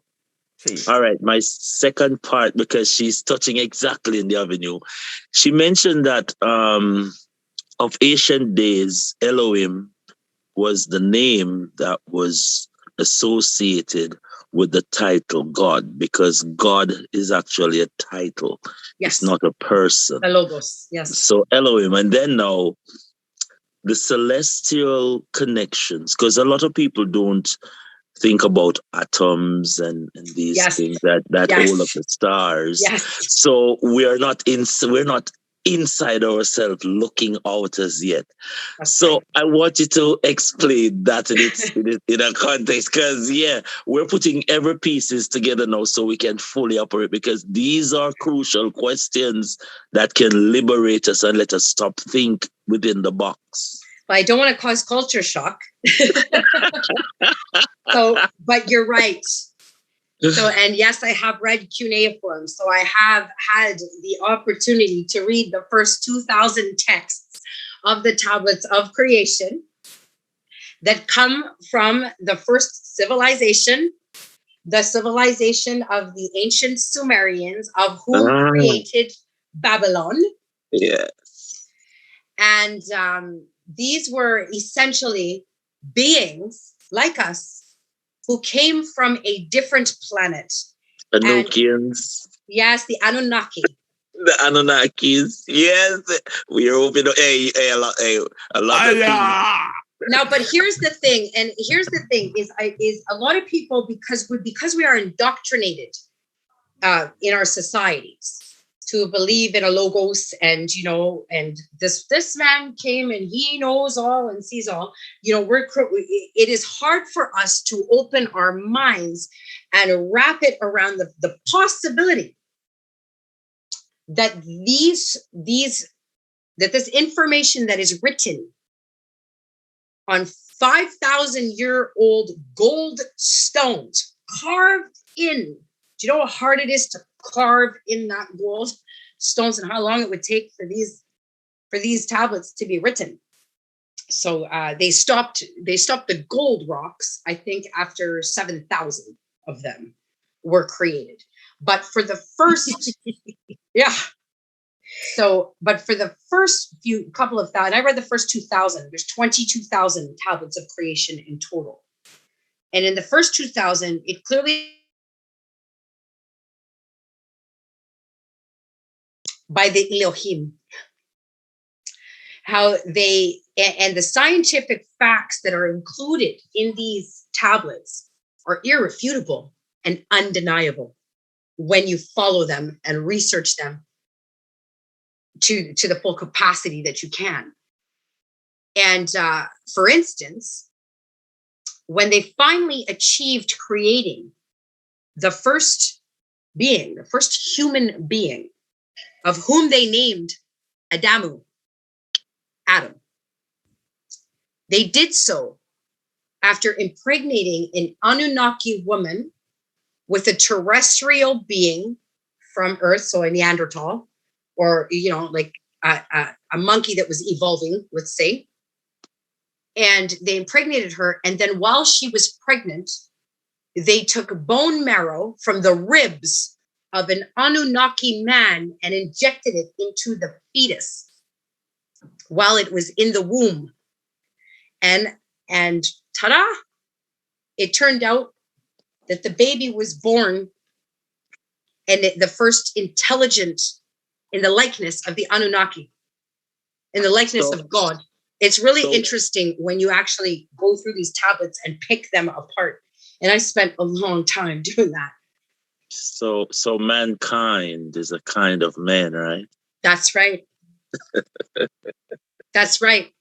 And it's this would be an entire series of another set of videos, right? To decipher. But if I can just finish this one piece, David.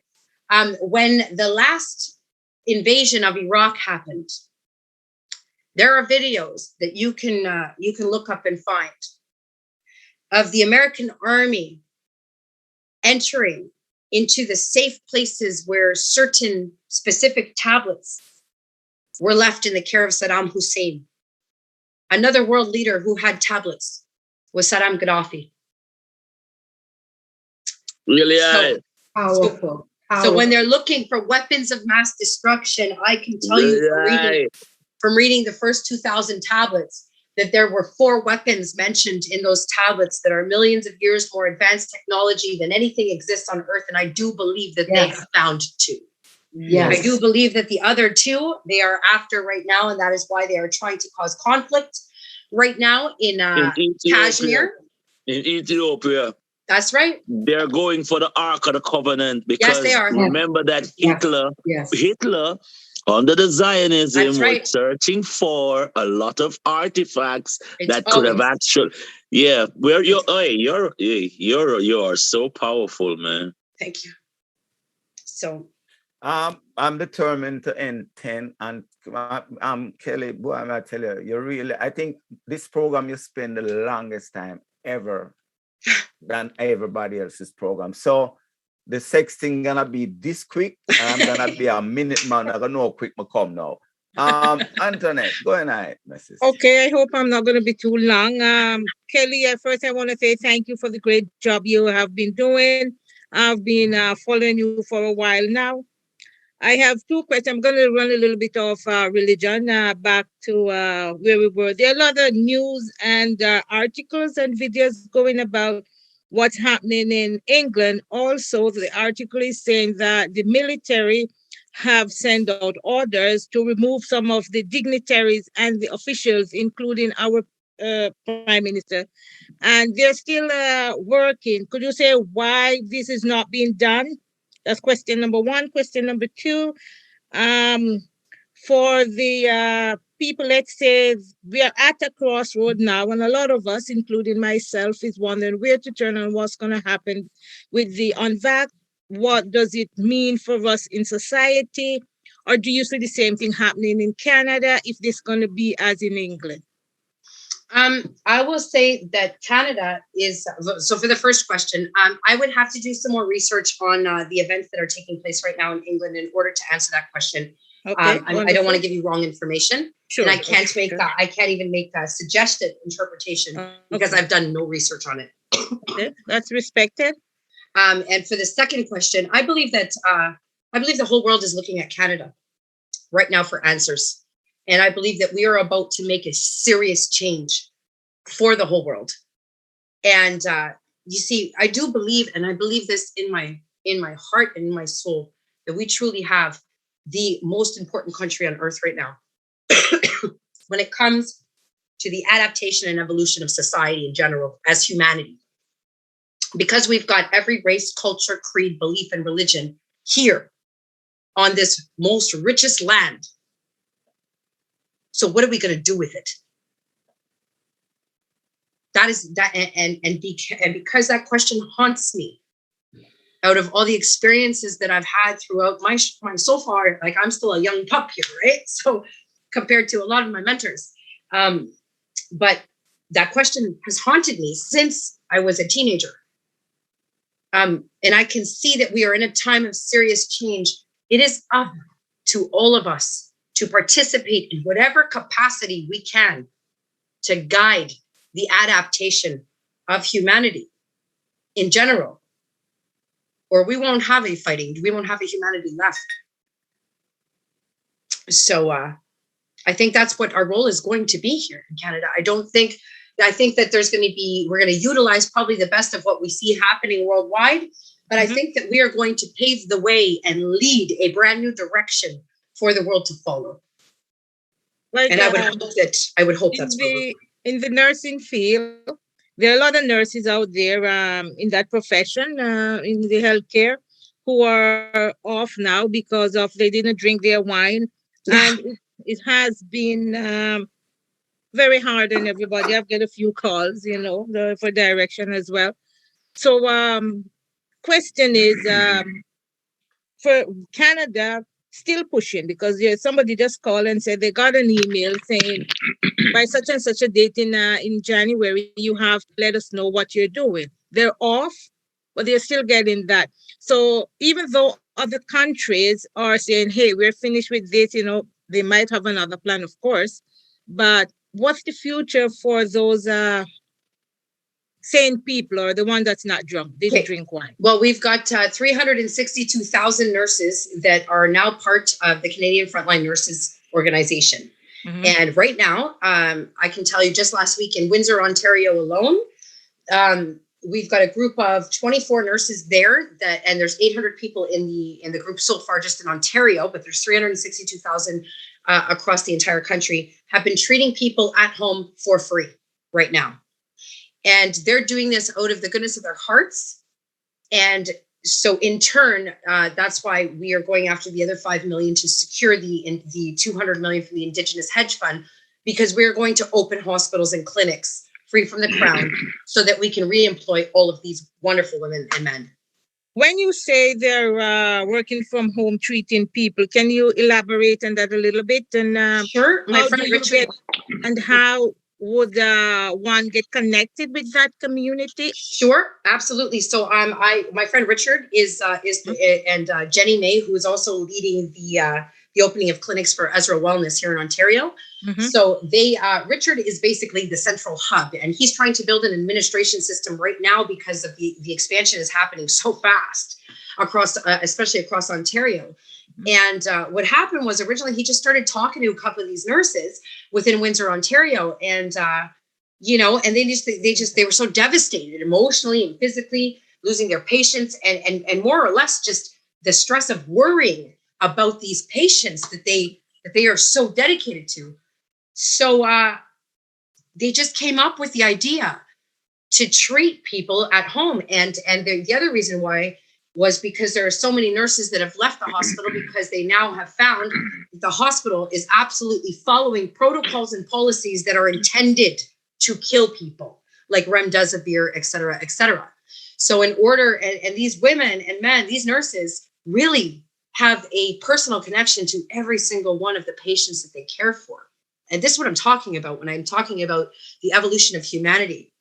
We are starting to care about one another again in a way that is that respects the most natural foundation of what we are as a species. That's so true. Do we have any in Toronto?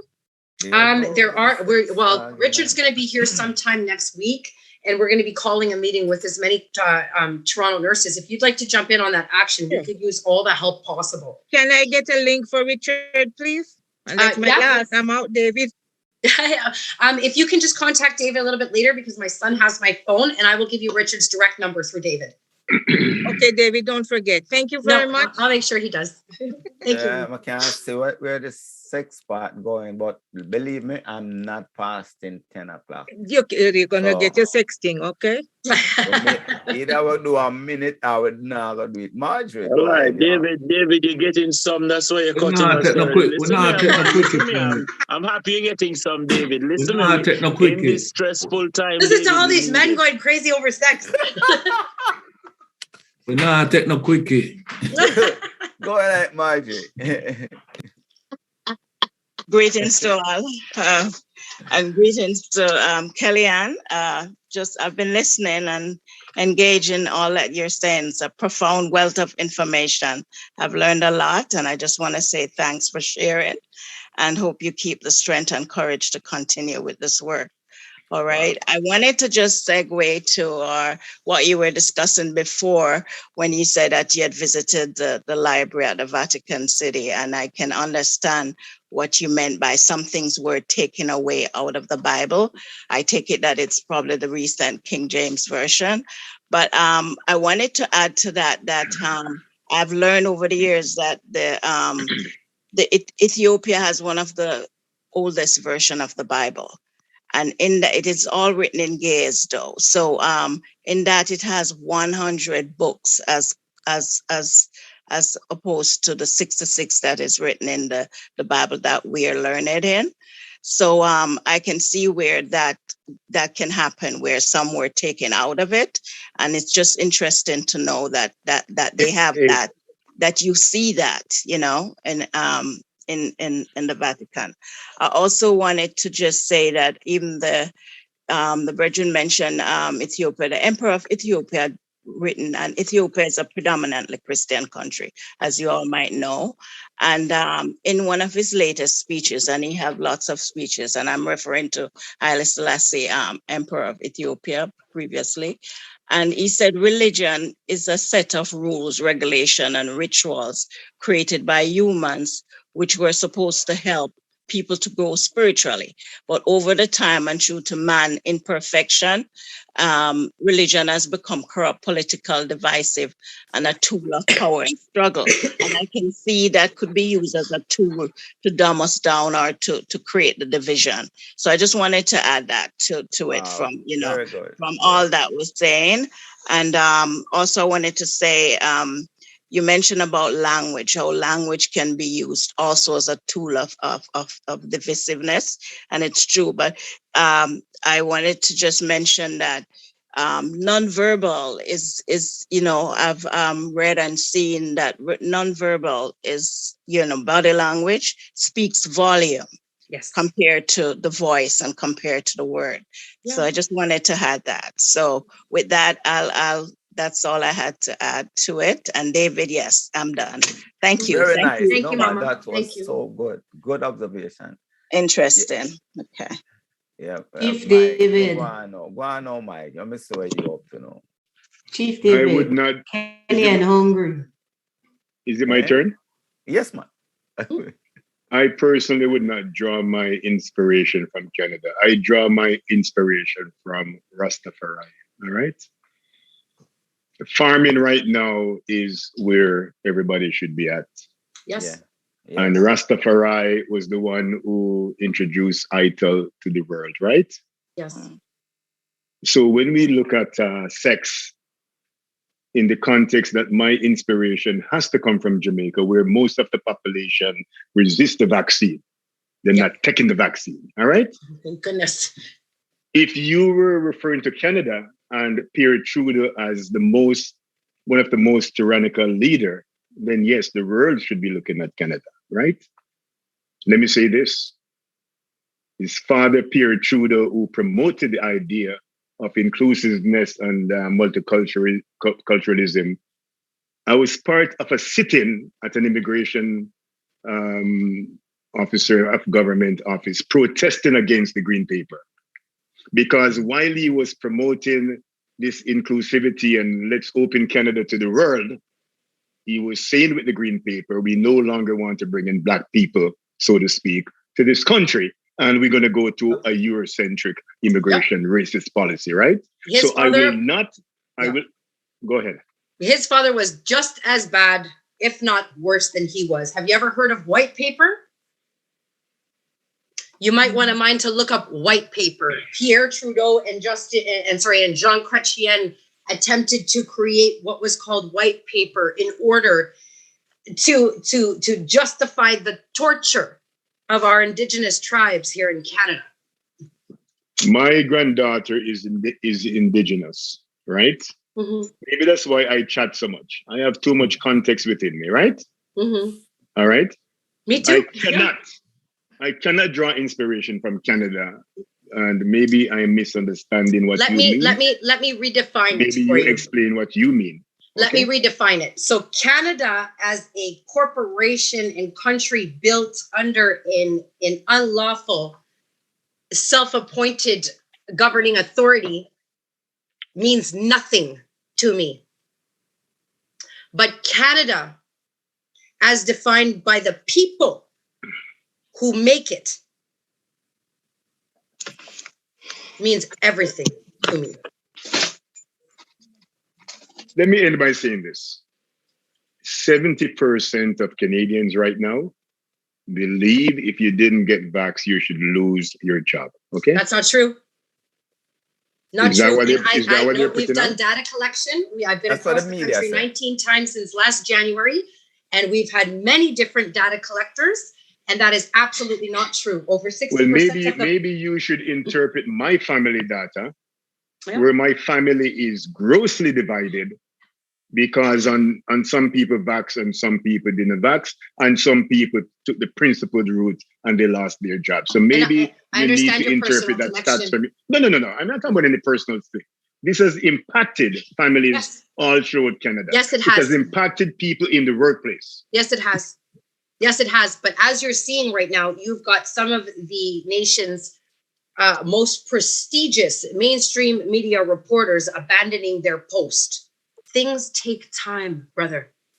It doesn't happen overnight, especially when you're facing 3 generations of complete indoctrination in every institution. And it is difficult. It is no easy place to deal with, especially when it touches home. I would rather take inspiration from the folks in England. You know what? When you step on them, they go to the street and they're unstoppable. Not Canada. So I can expect to see you in Ottawa next weekend then, I guess. You won't see me in Ottawa. Why? We've got hundreds of thousands of Canadians marching on Ottawa. That's another difference. You have to look at the difference in demographics. You could fit 60 Englands into Canada. 60.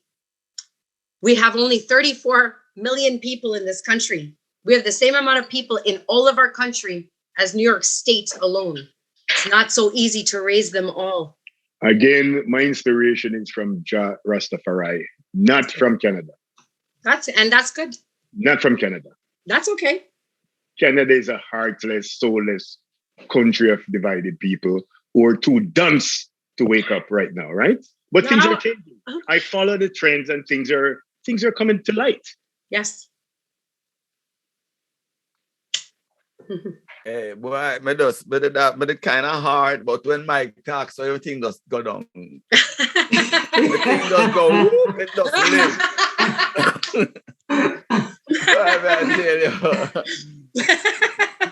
Wow. So we're not going into the other part, let's not, just Because no, we're gonna be disciplined. We have 5 minutes. So David, sorry I'm sorry to say this. You see, my mind don't work as good as last week. You know? What I was going to say. Listen to me, people. Because I draw my inspiration from Jamaica. When it comes down to sex and women empowerment, we got to deal with the rape culture in Jamaica. Because there is a culture of rape in terms of sex and sexuality. And there's also a culture of rape in Toronto, GTA, that I'm aware of. And we have the trends in terms of, what do you call this thing? Transsexualism. And all these other isms being promoted as we speak, entrenched in law. You can't even talk about these things. But they're not entrenched in law. They're entrenched in legislation. And there's a difference. They're entrenched in the rules of society, not in the law.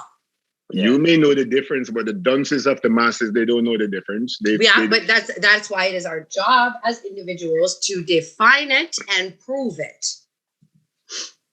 So sex is an interesting thing, but I see in terms of the relationship between men and women, we expect the women to respect us as, let me say this, I'm going to use the word black men. When society deliberately empower the black woman, so the men are at the bottom. You don't think men want to support their kids? Of course they do. You don't think they want to be a good father? Can I tell you? The stereotype of the deadbeat father, because some of these men are undereducated, underemployed, and indoctrinated away from the nuclear family. Yes. Well, yes. This indeed. is intentional. Now, the fall of every single civilization that has ever existed, ever on Earth, ended when they legalized what? Pedophilia. Now, how do you get to the point in a society, in a civilization where you can legalize pedophilia?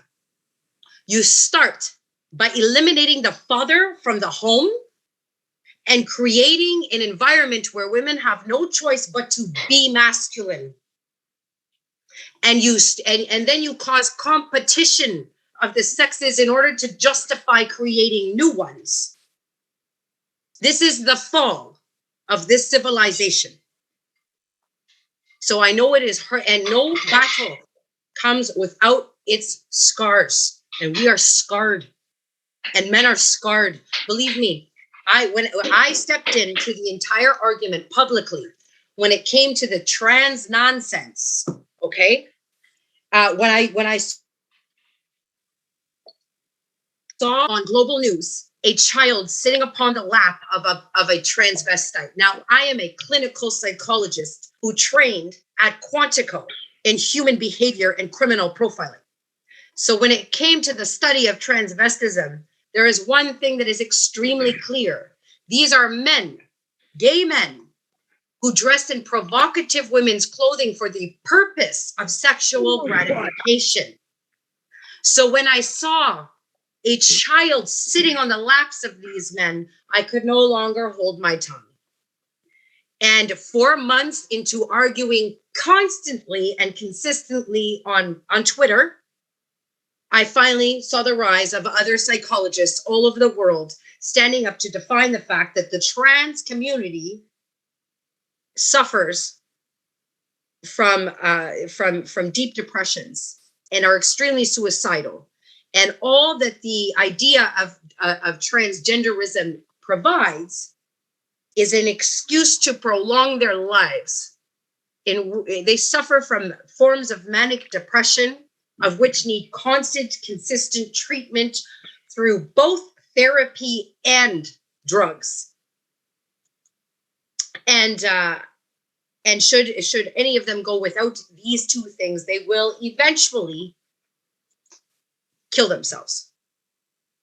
And the reason why they brought this forth was so that they could not only implement an excuse for the disgusting acts of pedophilia, but so that they could further attack the gay communities and at the same time cause public chaos by the sexual overexposure of our young children. So that is my position. I don't discriminate against anybody. Who my children choose to sleep with is of no business to me. I'm not sleeping with them. So, but at the end of the day, men and women are men and women. We are different for a purpose. And what the perversion that has become of equality and what it was supposed to mean should just be abandoned and replaced with symmetry as an ideology, so that men and women can learn their difference in places and stop competing with each other, and instead learn to respect one another for what they can bring to the table. They need to learn the value of a nuclear family, the importance of having both parents present in all children's lives. When it comes to the service of moral respect in society, these things are all extremely important. You see, if I say this, you see, David, you think you like talking about sex? You think you like talking about sex? I'm going to propose we have a session with all the brethren and sisters on this. Yes! And all we're going to talk about. Yes. No, I'm not joking. Because one of the things we need to clear up is we are polygamous. So the doctrine that says a man is monogamous, which is destroying the Black family, and we can talk about that, but maybe we can't talk about it now, right? We want to talk about the sexual, cultural implications and stuff like that. Because the women don't understand us and we don't understand the women either. All right. Speak for yourself. Well, no more. At this point, I really want to thank my sister. Yeah, man, get some, David. Get some, brother. You know what I mean? Listen to me. Listen to me. All in favor, say aye. Aye. Aye. What am I saying aye for? Welcome to the program. Unanimous decision. Bye, guys. Love you all. Love you. Thanks again, Kellyann. Thank you. Thank you. Yeah, thank you so much. Love you guys. Kellyann. Love you, Kelly. So tomorrow I will see Kelly anyway. Hey, David, get the number for me, eh? I have it already. Oh, what, sex? All right, just pass it on when you're done. Very, very interested in it. Yeah. Cool running. Another interested gathering because a compound is called a compound. So we gather on their compound tonight, and trust me, it's just getting better and better. And trust me, on Fridays, I am totally livicated to this family. And thanks so much for giving a chance again, all of you. Thank you so much. Tomorrow is a worldwide demonstration again. So, they're using my vehicle, so I'll be with them tomorrow. So I'm Queen's Park. Yeah, Kayla I will be with her, so.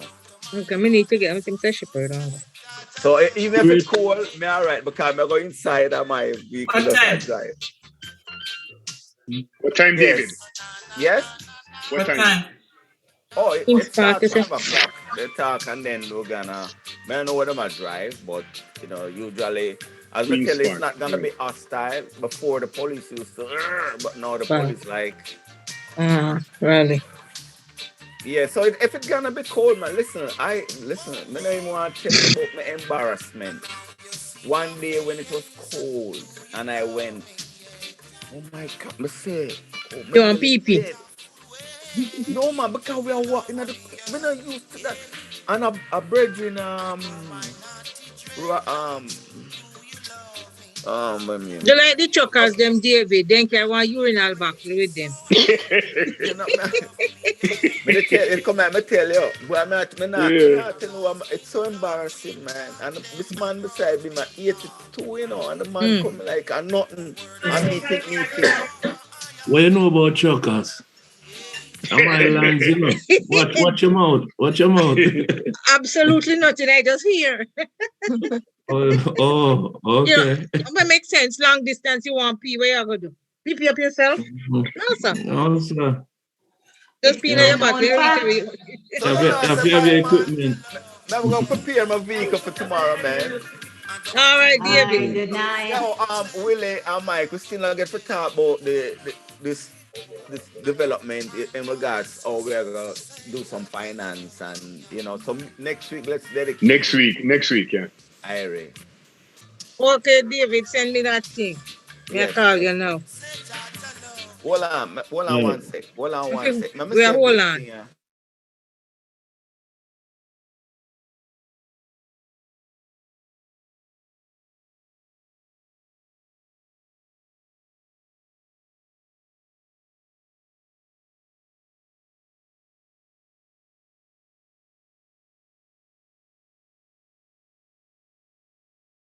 Audience. Indeed. Yeah? Yeah, man. Why am I prepare this? Yeah.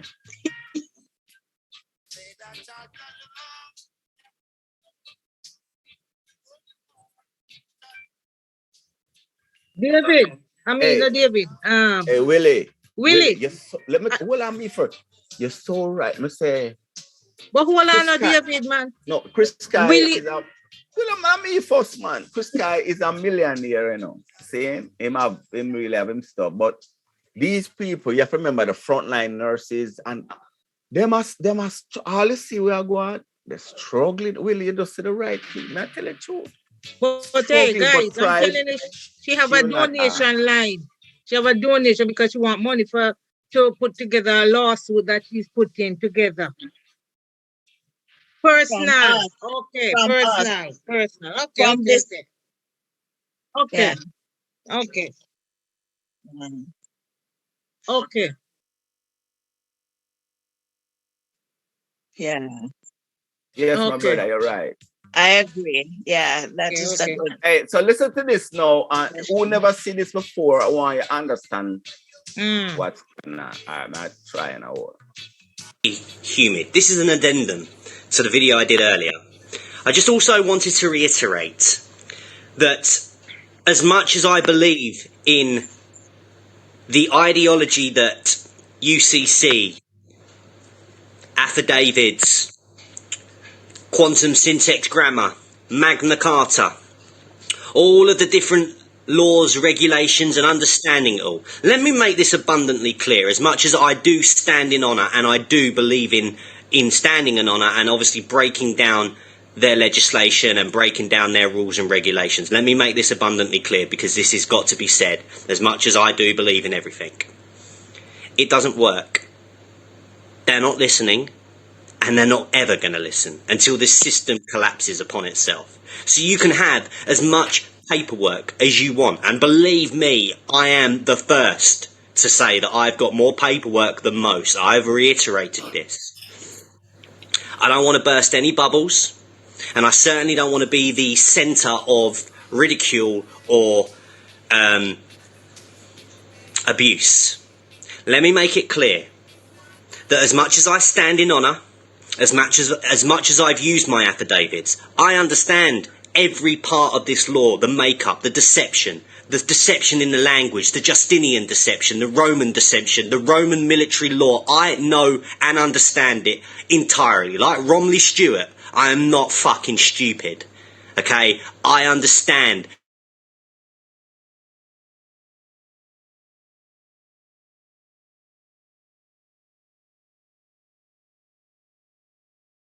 Rights. You are now just fundamentally finding this out because the law doesn't work against the law. Okay? They will not entertain any document you send. They will not entertain any of it. You may remain in honour and you may stand in honour, which I do. I know I stand with the law in the sense of I have done no wrong, no harm. But let me make it abundantly clear. As much as I believe in the documentation, as much as I will still continue to send it and still keep these people at bay, they will not listen. This is the final push for their Luciferian ideology. If you are not awake to this now, you never will be awake. We need to push and we need to fight Serving paperwork is not going to make any fucking difference right now, guys. It's gone too far. It's gone beyond serving liability. It's gone beyond serving paperwork. That is never going to stop, and these people are never going to stop until eventually we all come together and say, no fucking more. No more. No more. Magna Carta, rights of access, removal from the property, whatever you want to throw. They don't believe in it. It doesn't sit in their language, and it doesn't sit in their law books. The only thing that does work, if you are to go down the route, is putting all of your wealth into a trust and separating it that way. Other than that, they'll come after you. They'll come and do an attachment of earnings. They'll put a thingy on your house. They'll do everything they can. Okay? It's time to stop worrying about paperwork. It's time to stop worrying about what letters can be sent. It's time to take some fucking real action. Not sitting on our laurels, throwing paperwork around anymore. It doesn't work. It's not being looked at, and nobody gives a fuck, especially that lot. You can't wake up someone that doesn't want to wake up, and you certainly won't be able to beat a system that was created to keep you as a slave, because the literature is not recognised. And even if you are to use a lawyer and solicitor or whatever you want to do, they will put you through litigation after litigation after backlog after backlog after trial, and you will still just end up spending all your fucking money and losing. So everybody's going to start coming at me now. I can already hear, but Jamie, you said affidavit. Jamie, you said sovereign decree. Jamie, you said UCC, Universal Commercial Code. All of this shit doesn't work. And believe me, I've done it. I've tried it. And I still get letters from the motherfuckers. Yes, I live in a different world, but I'm still bombarded by this shit every single day. I just choose to accept, I choose to ignore it. I choose not to be the straw man. I never accept it. But let me be abundantly clear, and I know it's going to frustrate every single fucking person in a common law courts, in the common law groups, in any fucking part of it. It's not working. Do you not get that yet? Common law courts, affidavits, you can send everything you fucking want, but they still come. They still come. So what's the answer? It means it's time to do this. Rise up and get out on the streets. Your job is not an excuse anymore. Okay? It isn't. I don't mean that in any detrimental effect. Going down to Parliament on Saturdays and Sundays isn't doing anything. Protesting around and around and walking around and around and around screaming freedom isn't doing fuck all. Okay? Look at the French and how the French Revolution started. Look at the French, the yellow vests. Mobilised, helmets, gas masks, fully vested up with armour underneath. Thousands of them out there. We should be outside Parliament every single day. Fucking thousands and millions of us. Come out or we come in. We need to show force. We need to show power. And I am sick and tired of people saying that it needs to be done peacefully. They ain't doing it peacefully, all right? When they come and stand outside your door with a needle and a gun. Or a bunch of fucking people saying it's a choice. Okay? I don't want to be this blunt anymore. I didn't want to be this blunt. But it's going beyond a joke now. We are not going to win this with paperwork. We are not going to sit this idly sitting back, hoping and praying Trump or Q or someone out there is going to come forward and save us all. The only people, the only men and women that are going to save you is you. You. That's it. Nothing more to be said. Nothing more to be said anymore. I am done with people messaging me, can I have this paperwork for this? Look, I love you. I genuinely do. I created this paperwork in a system with other people that was not as tyrannous as it is right now. It's gone beyond that now. They're coming for your children. okay? And no amount of paperwork in the world is going to stop them. No matter how much law and how much you think you don't know, okay? Believe me, I have racked my brain around this for fucking years, and so have the best of the people. John Harris, okay? Romney Stewart, David Wayne Miller. Where are they? Other than Romney Stewart, the other two are dead. Okay? They're dead. Their fight is over. We're still here. So what do you want to do? Do you want to keep sending paperwork in the hope that they might listen? Or do you want to stand up and go and make these people accountable? Every single fucking one of them. Doctors, nurses, head teachers, teachers. Shop assistants. Anybody that is pushing this agenda. That is the only way it's going to stop. When we essentially stand up properly. And when I say properly, I can't say the word because it will get shut down straight away. But I think everybody knows what needs to be done now. Where are the football hooligans? Where are the anarchists? You're all hiding behind your fucking mask still. Why don't you take that muzzle off and come out and do some fucking real sovereignty? Come out and do some real work instead of running around ludicrously for a football fucking game. It won't stop until we stop it. Do you understand?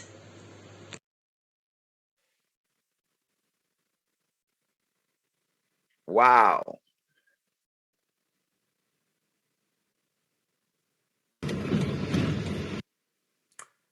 Makes sense, eh? Yeah. Everyone understand that? What the version I talk about? You understand? We are talking about Moors and Maroons and tribe and all them things are free up. You have people who criticize people who go out and demonstrate. That's what listen, it's straightforward. Them as we said before, them not give a shit what we are do. Because them believe say them will win this war. Trudeau say it all the time out. Mike thinks say is a voice over, he never say it. We are trampling on your right. Australia done right now. And if England, as my love with Kellyann says, she gonna do our research. Well, we can't relax. They might open up Canada because the government claims say what when the government 8,000 truck driver at 38,000 truck driver I got stop drive. They might use that excuse now for unstock the shelf, make it look like so we maybe have to go after the truck driver now, which their intent long time was to shut down the supermarket. See, you don't understand what go. I do my trust. I'm gonna send in my affidavit. I'm gonna split. You see the virgin the beer come on the other week, and me get the intention like somebody wanting to change. Where my trying to say? The man I try to tell you say how we have to do that. Them paperwork they you got show somebody your paper and your ID and as the man asks where your embassy, who you gonna call? You see there, God not come until when everyone come together. We know we read in the Bible round the wall of Jericho. If we not come together, and that the man I try to say. Some of us believe, as I said earlier on, the attack upon the Maroon, all that are money business. Another set a group want belittle a group, but a white man name them in order to bring people over to them. The other day, they are pushing it there. I was pushing it to the Moors. Yeah, I played the video and I give the number. Go and get these documents and, we look like criminals. That's something me feel, We want to get this sovereignty so we can drive fast and block the law and think that's how it go. If you don't even know some story, man. If you ever hear some story with bridgings and bridgings and bridgings. So that guy, you see, him know enough things. What him I try to tell us say him done it all. Some people believe say it's only Moors or as him said, the Maroons don't do it much. But these people who, we know this and this is how you go about, you stay there. You stay there. Somehow we all shoot the messenger. Why it have to come from a white man? All them look idiot out there. we need sovereignty. Every one of them I say the same thing. Every I play so much video. The whole of them I say the same blood fire thing. The one thing I like with the bridge, you know, him name the one I can't remember him name. Yeah, when him said the last time in video, him say, I'm gonna show you how to get the money from the birth certificate when I do it. I do not like to teach theory. You know what people me know I run up and down right now. While paperwork. Man, don't stay there. But we better go. They go show them. Yo, people have forgot them, man. Cause England now play. I know. And where I wish one of the country. Where them take over the airport. And right now, them are sending the army partner. But you know, I always say sister, and I'm in another category there. You see, the people, them when me say go to a road, as me they say, and stand up in front of police. And we are sit down here and we are criticize them too, you know. And them stand up. Them usually look white. The one them we get away with it is Black Lives Matter. Them get paid for do that and Antifa. That are not a real revolution them are going with. Them get paid to do that. But we see them people come out and police up. When you see the video, if maybe I show you 100 of video where police are beat. I mean, I look for safe in the black people night. Make a black man that in there and them a bust them heads with the button. You would have think say a racial and we still can't get it to right it. Still can't get it. Anyway, me just stay that for the last. No comment here. Ashe. Where I say bye. Now you see my face. Do you love me? Ashe. Go and go get your sex now. One love.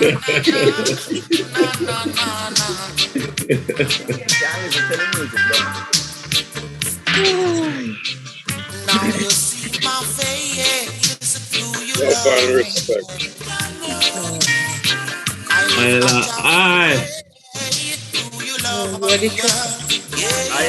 Much respect to everybody. Big wallet.